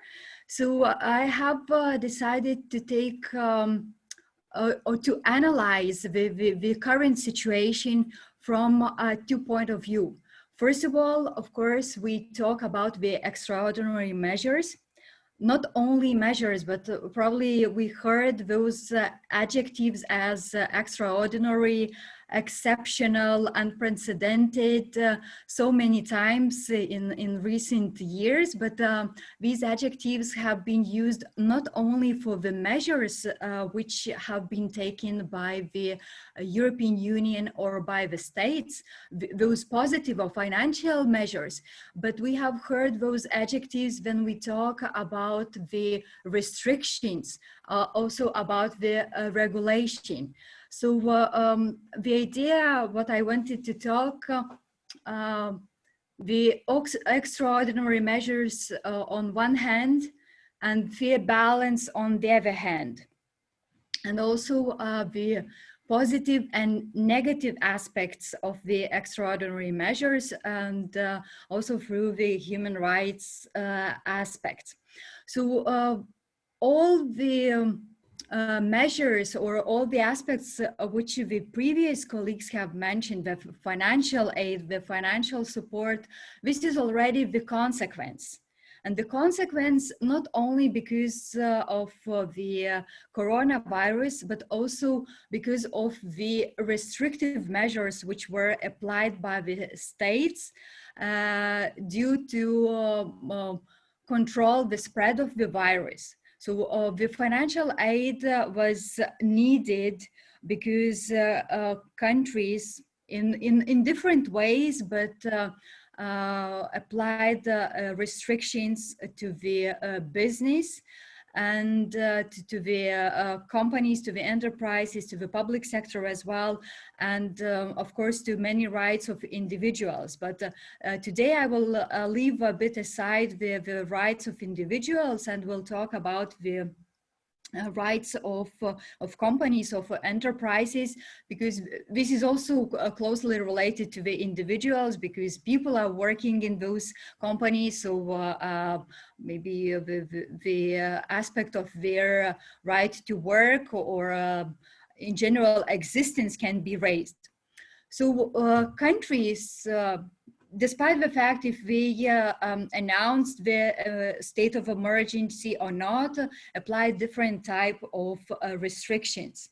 And Lithuania, of course, is not the exclusion, and restrictions were a different type. Some were really very strict when the businesses had to shut down totally. The other restrictions were not so strict, or maybe the kind of business allowed to have some alternatives for the functioning.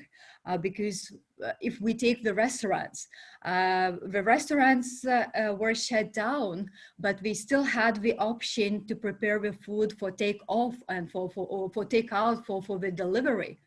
The many shops which were closed, they still had the alternative or the option to sell their goods online and still to function. But we have some businesses, for instance, beauty salons, where those services you cannot deliver online or in distance. And so that's why the question could be raised, if application of strict restrictions to all the businesses do not violate the principle of non-discrimination on one hand, and also the principle of the fair balance. So just to mention that the European Union Charter of Fundamental Rights, the Article 16 of this charter guarantees the freedom to conduct a business, a right to conduct a business, which has to be recognized by the states.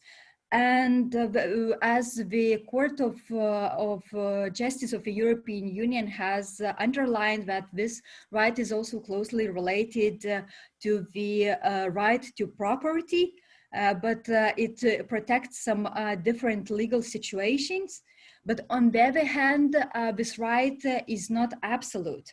And the charter itself allows the restrictions, of course, the restrictions to set up or to run a business. They have to correspond to objectives of general interest pursued by the EU, and not to constitute a disproportionate and intolerable interference into the relation to the aim pursued, impairing the very substance of the right guaranteed.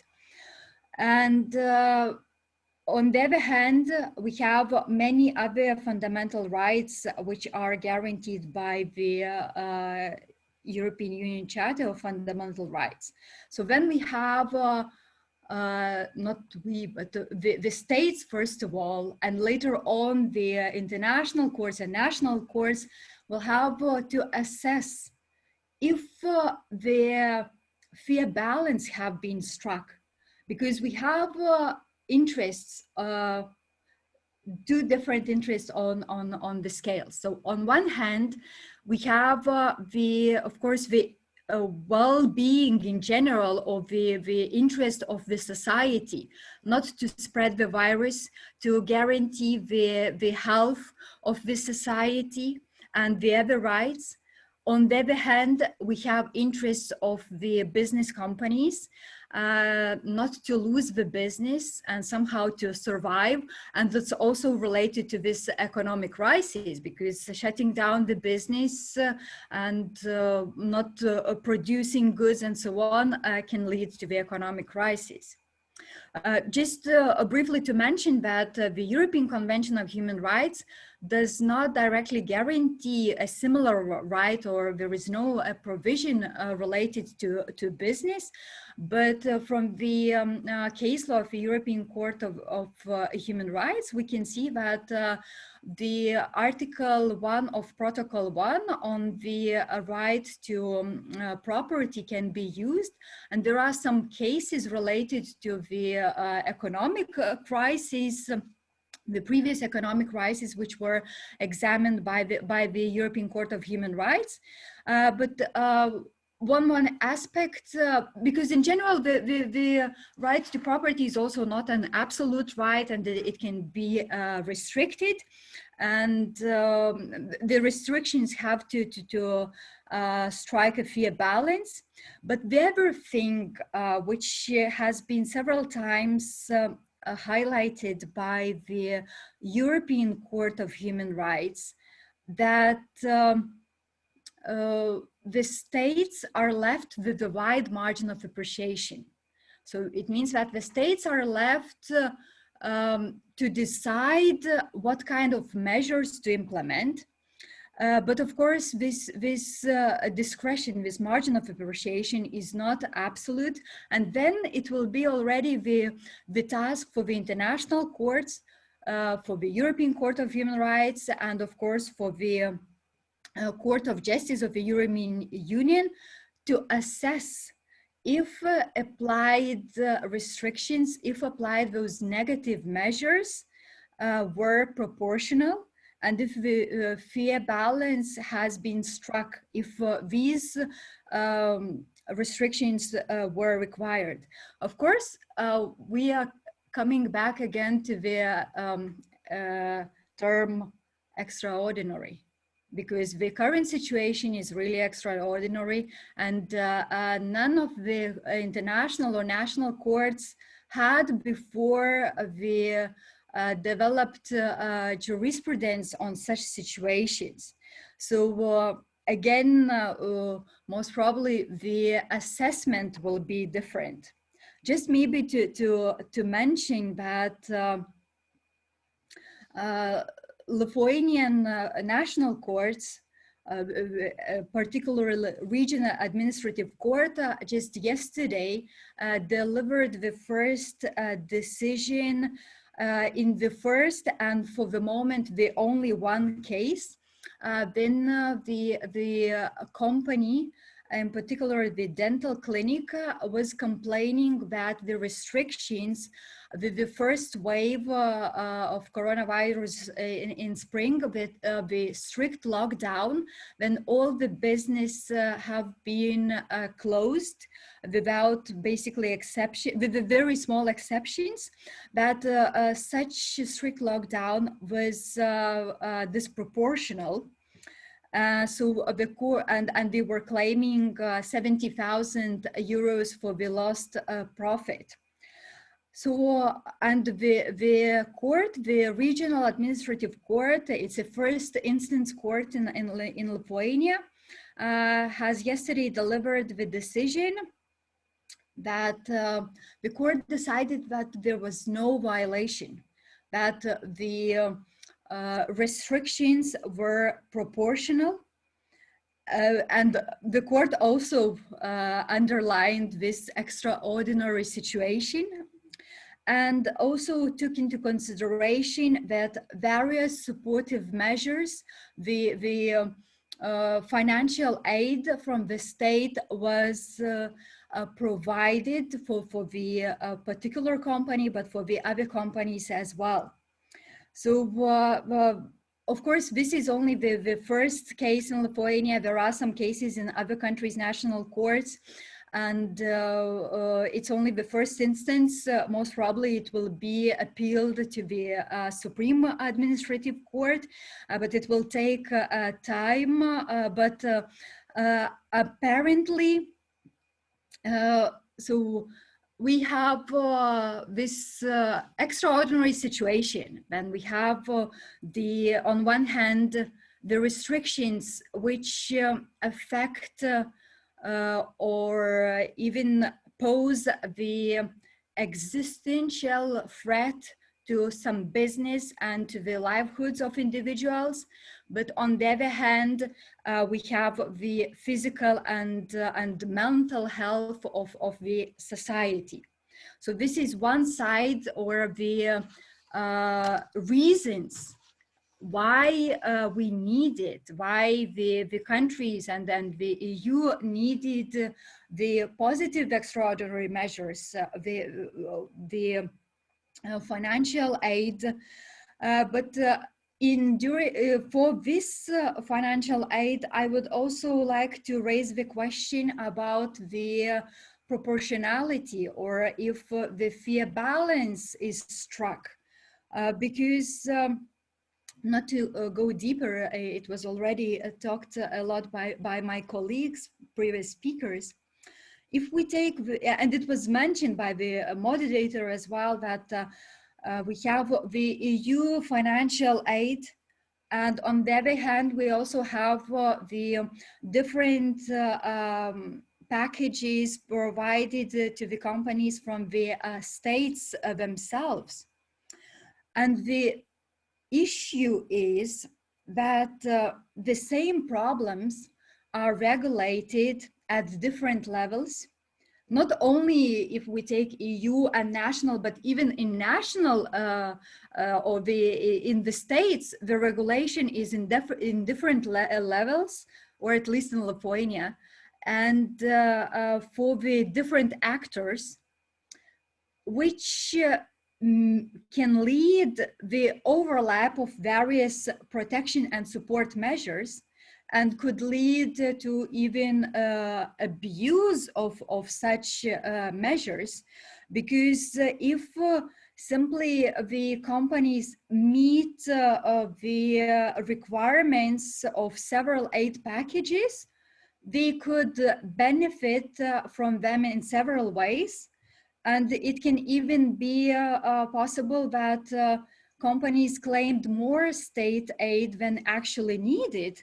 And we already know, at least in Lithuania, some situations when as a result of such state aid or such regulation, that some business enterprises may be better doing now during the crisis than without crisis, because they are some business, they are still managing to function and to get the profit, but since we meet the requirements for state aid, they are receiving the state aid, and the other companies, even if we are not functioning and if we are not getting the profit, but if we get the state aid from several resources, then it could be even better than just work and function.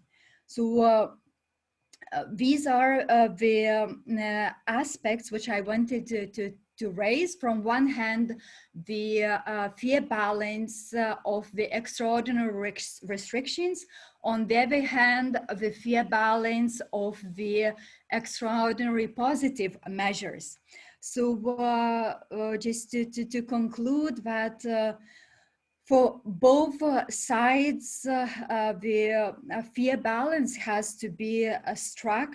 And of course, everything happened very suddenly, and it's understandable that the states needed some time for regulation, for general understanding what is required and how to, in general, to control and how the system should function. It will, of course, it will take some time to assess the efficiency, and it will take probably even more time to get the judgments from the not only national courts, but later on from the international courts, assessing from one hand the restrictions and their proportionality, and on the other hand the use of the financial aid and maybe even abuse of such aid.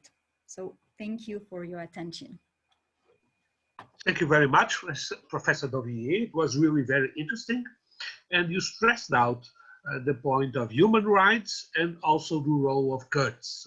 We have talked about we'll talk a lot about the other institutions, European and national, and the courts were stressed in your intervention, which is also very important.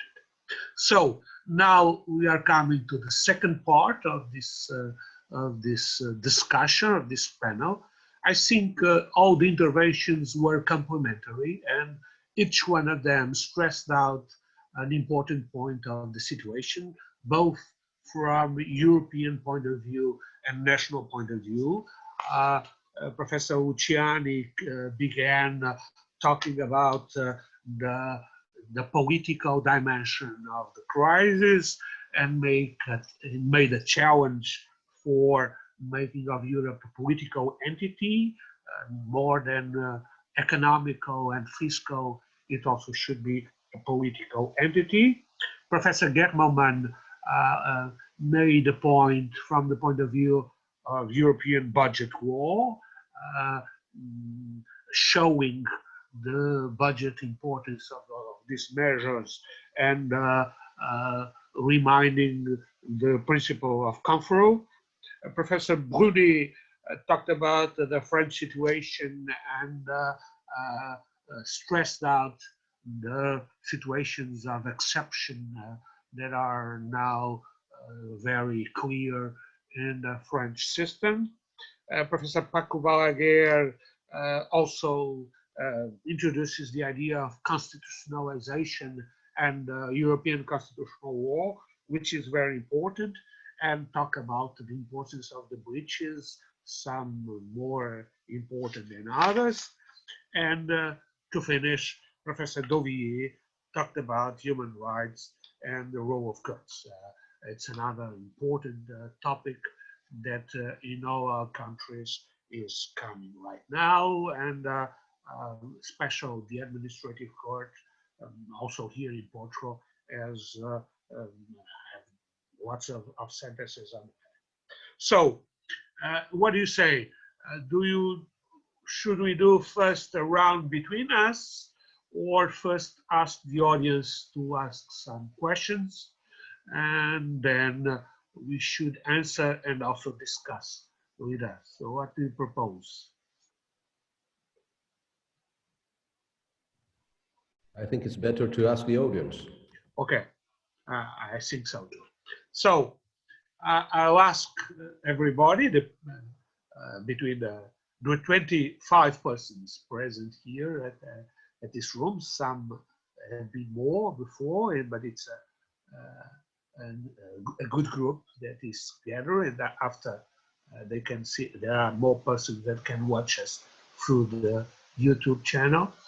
I ask you if you want to ask something to the conferences of this conference, the members of this panel, or if you want to add any comments, please do it. The first question is always complicated, so I suggest that we pass to the second immediately. The second question from the audience, please.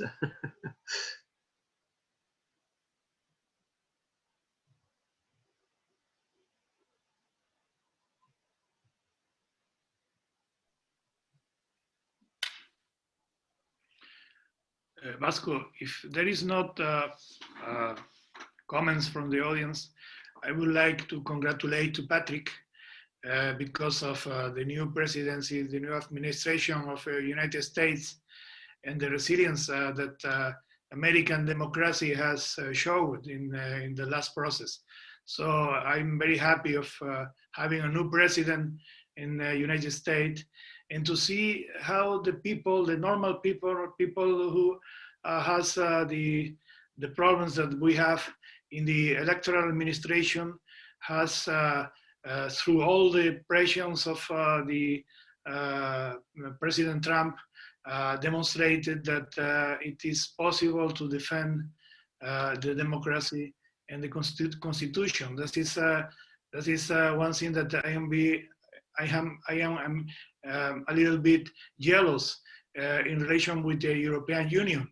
All the evolution in the last 2 months in the United States, and that amount of people saying, I have to defend our constitution.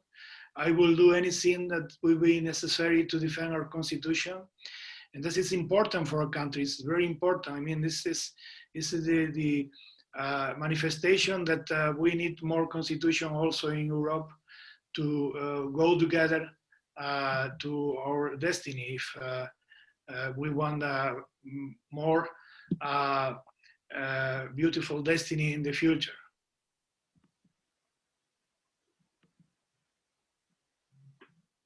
The microphone. Microphone on, please. Many of us are astonished that we feel we have lost weight. We have less of a burden on us because of the new administration. It's just been an extraordinary time, hasn't it? With COVID and the administration resisting a proper approach to COVID, and not to mention the alleged insurrection or whatever it was in the US Capitol, times like none of us have seen. And I think it was The Economist who recently rated the United States democracy as a not fully functioning democracy, because to this day, allegedly millions of Americans think that the election was stolen. And yet there's just simply no one can find any evidence. So it's very mixed. Most of us, of course, in the academy are very happy because we didn't care for Trump or his servants. So we're quite happy, and the new administration is taking shape. And so thank you for your comments. The COVID approach is getting much better here. A lot more doses of the vaccine are getting rolled out, and people are much more optimistic about that too. So thank you. I want to compliment all the speakers today. Of course, I teach a course on the European Union once a year and know just enough to appreciate the issues and to appreciate the expertise that was exhibited here this morning. So thank you. Thank you, Vasco. No, thank you to you. And in these days, we are all American. When the president, the American president, Ich bin ein Berliner, we have to say now, I am an American. I come from the United States. I am from Washington, from New Orleans, from all over America.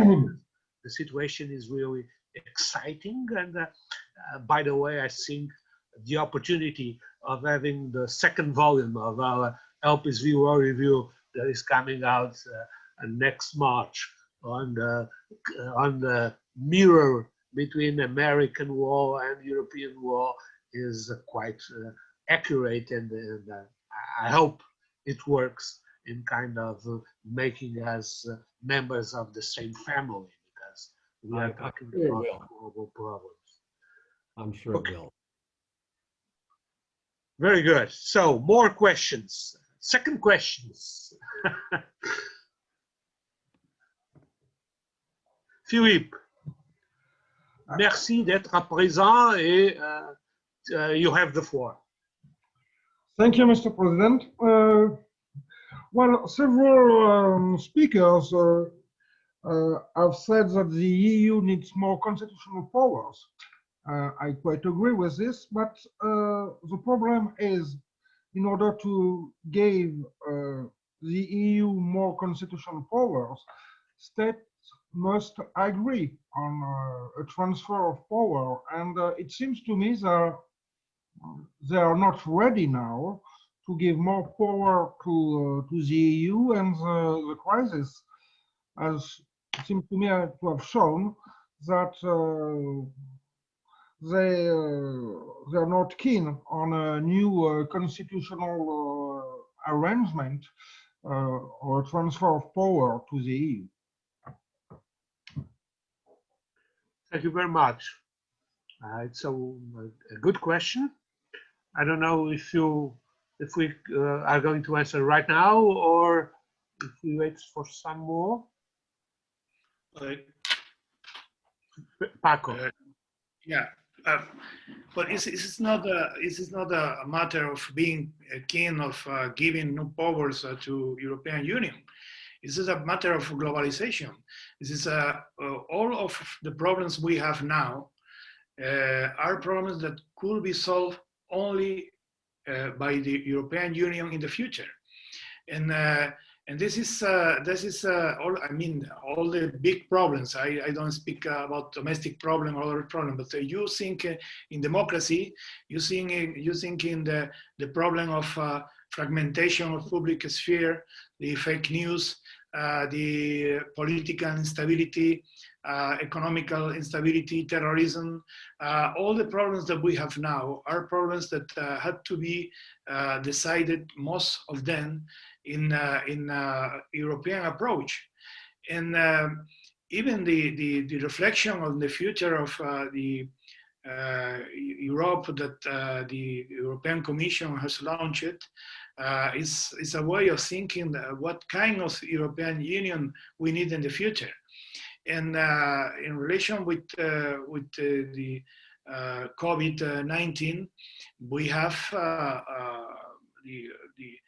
clearly the project of a reform of the treaties to make possible more powers from the European Union through the European Health Union and more power to cope emergency situations like the currently situation. Then we need more powers. We have the Commission, at least European Commission, decided to give more powers to European institutions.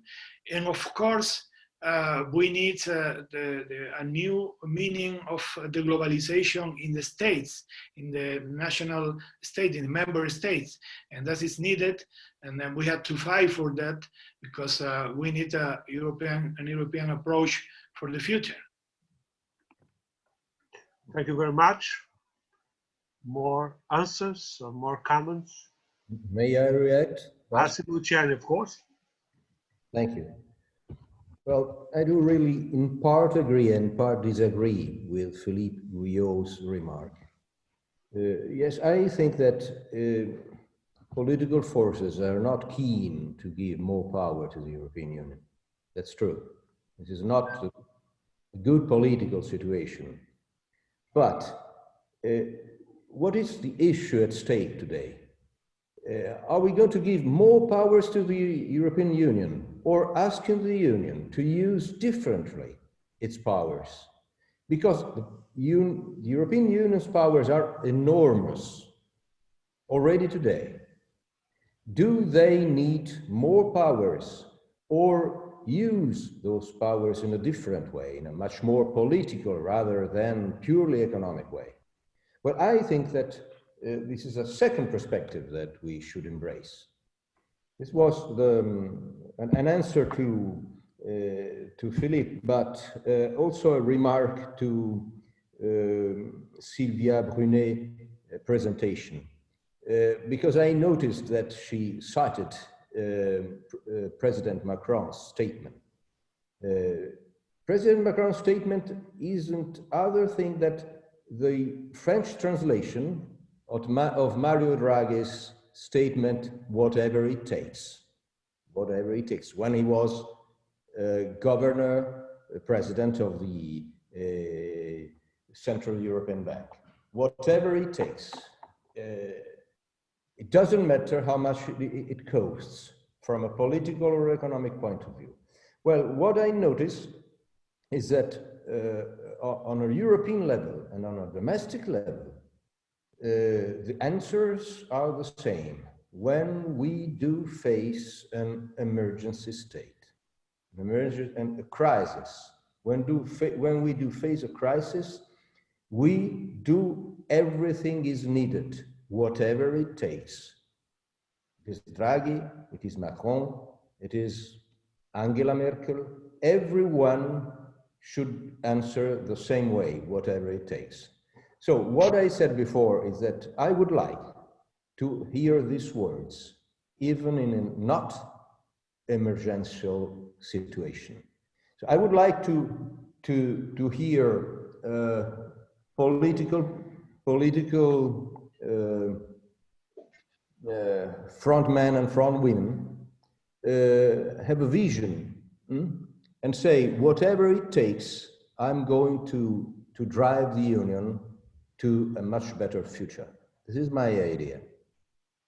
And well, maybe third and last remark, always to Sylvia Brunet presentation, maybe some conceptual differences are not really theoretical ones, but only linguistic ones.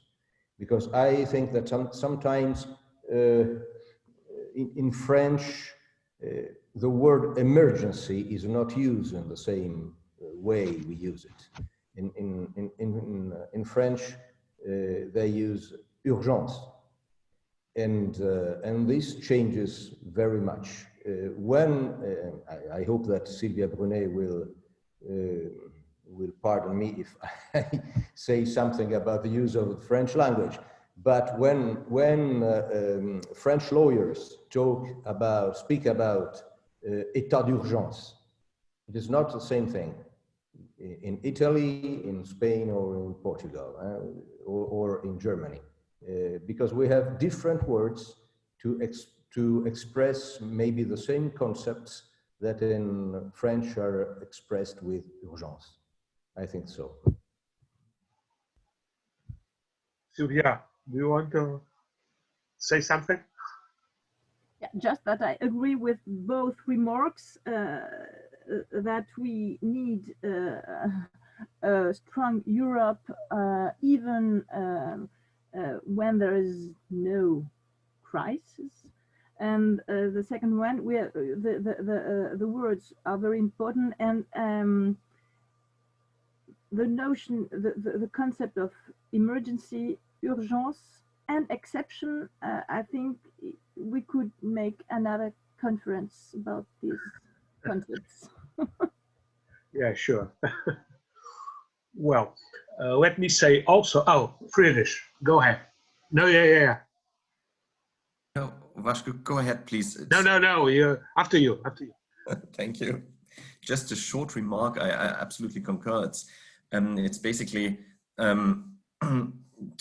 possibly 2 points I would like to make. First of all, I think the values of the European Union are very much fit for the future and for the future challenges. And I think that there really is no alternative to the European Union. I mean, in German, the term alternativlos, which means without any alternative, has become a little bit famous in the last few years, but I'm sure that the European Union is being viewed as something which doesn't have any alternative. So, and I think it is very well equipped in terms of values, and I absolutely agree that we have to do everything in order to defend these values, and that leads me to the second point, the point of instruments.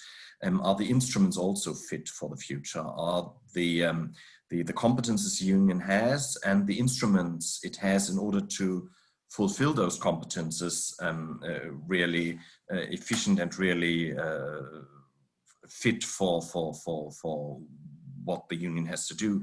And in my opinion, we have to distinguish between, and I tried to make the point beforehand, what we can do at the moment. So basically from the point of view of the existing primary law, from the existing treaties, from the situation de lege lata, and I think we have to do with our competences as lawyers to find the last to go to the frontiers of the law, but not to overstep them, in order to make possible what has to be done in order to fulfill the values of the Union. But we can't overstep the boundaries. However, we have to think at the same time, because at the moment, as it has been pointed out quite correctly, it's extremely difficult to change anything in the existing system of the treaties, in the existing pattern of the treaties, and the member states are not really willing to change anything substantially. And I think we have to look for alternative instruments, and we have to think about, on the one hand, what can be done in addition to the instruments that are traditional instruments, like regulations, like law, like the directives, like decisions. We have to think about alternative instruments like soft law instruments, like monitoring instruments, like setting incentives and so on. And I think we have to be quite creative in that regard, also with a view to the core principles of the Union, the core values of the European Union. And on the other hand, we have to think about what can be done in the future, if there is, again, a window of opportunity to amend the treaties. So we have to do some thinking about how can we amend the constitution in terms of instruments, in terms of mechanisms, in terms of repetition of competences between the Union and the member states. So basically there is quite a lot of action that can be done at the moment, but I think we have to be rather careful in order to pick the right instrument in order to address the challenge. That would be my point. Thank you. Thank you. Rui, it's yours before. The mic. Thank you. Sorry. Just let me congratulate everyone. I really enjoyed all the presentations. I just have a small remark. It's not exactly a question. From my perspective, I think that the discussion around exceptional powers of the EU is not the right path. I know history does not repeat itself, but as Professor Luciani reminded Carl Schmitt's name in the state of exception, and I think we all remember that when Schmitt first presented his suggestion or proposal for the assumption of exceptional powers, what actually happened was that while lawyers were discussing it, political reality moved on, and the consequences are the ones that we know. So if we start, I'm afraid that if we start discussing EU's exceptional powers or that possibility because of pandemics, we entangle ourselves in a very lawyery debate while political reality moves on. And that actually, I think, opens the door or even the door and all the windows for the so-called populist movements that we are seeing increasing in Europe. So I think the actual debate is about increasing integration.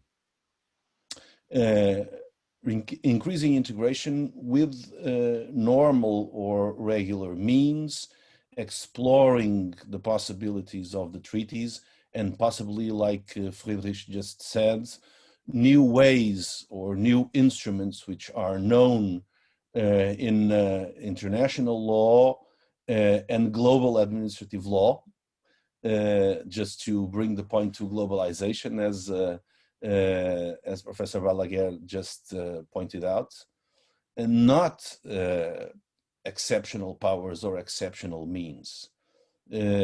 I'm afraid that if we go down that road, we really miss the opportunity for European integration, for furthering European integration, which is needed not only in this pandemic context, but to enforce or to enlarge, better said, the European Union has a regional bloc, both politically and economically speaking. Thanks. Thank you very much.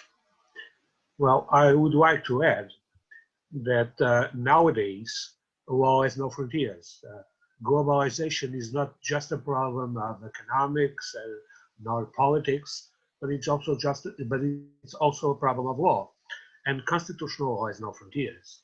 And if in the global area, constitutional law is limited to fundamental rights, in European area with the treaties, there is a constitution of Europe, a material constitution of Europe. So with the means that we have, we can already talk about these things from the constitutional point of view. And of course that here we gather a group of professors that believe in Europe and they are pro-Europeans, and they all defended new means, new ideas, new policies for European Union. But if we think about what we have now, it's possible and necessary, as all the others already said, to do something with the competence and the powers that institutions, European institutions have. So that's the way we should deal. Perhaps we can criticize to support this or this policy, this or this measure, more or less. It's a question of opinion, because we are lawyers and we should discuss all the opinions. That's what makes law a science, a scientific matter. But we are all here pro-European, and we try to find the best way according to these ideas. And the lawyers have a very important position now.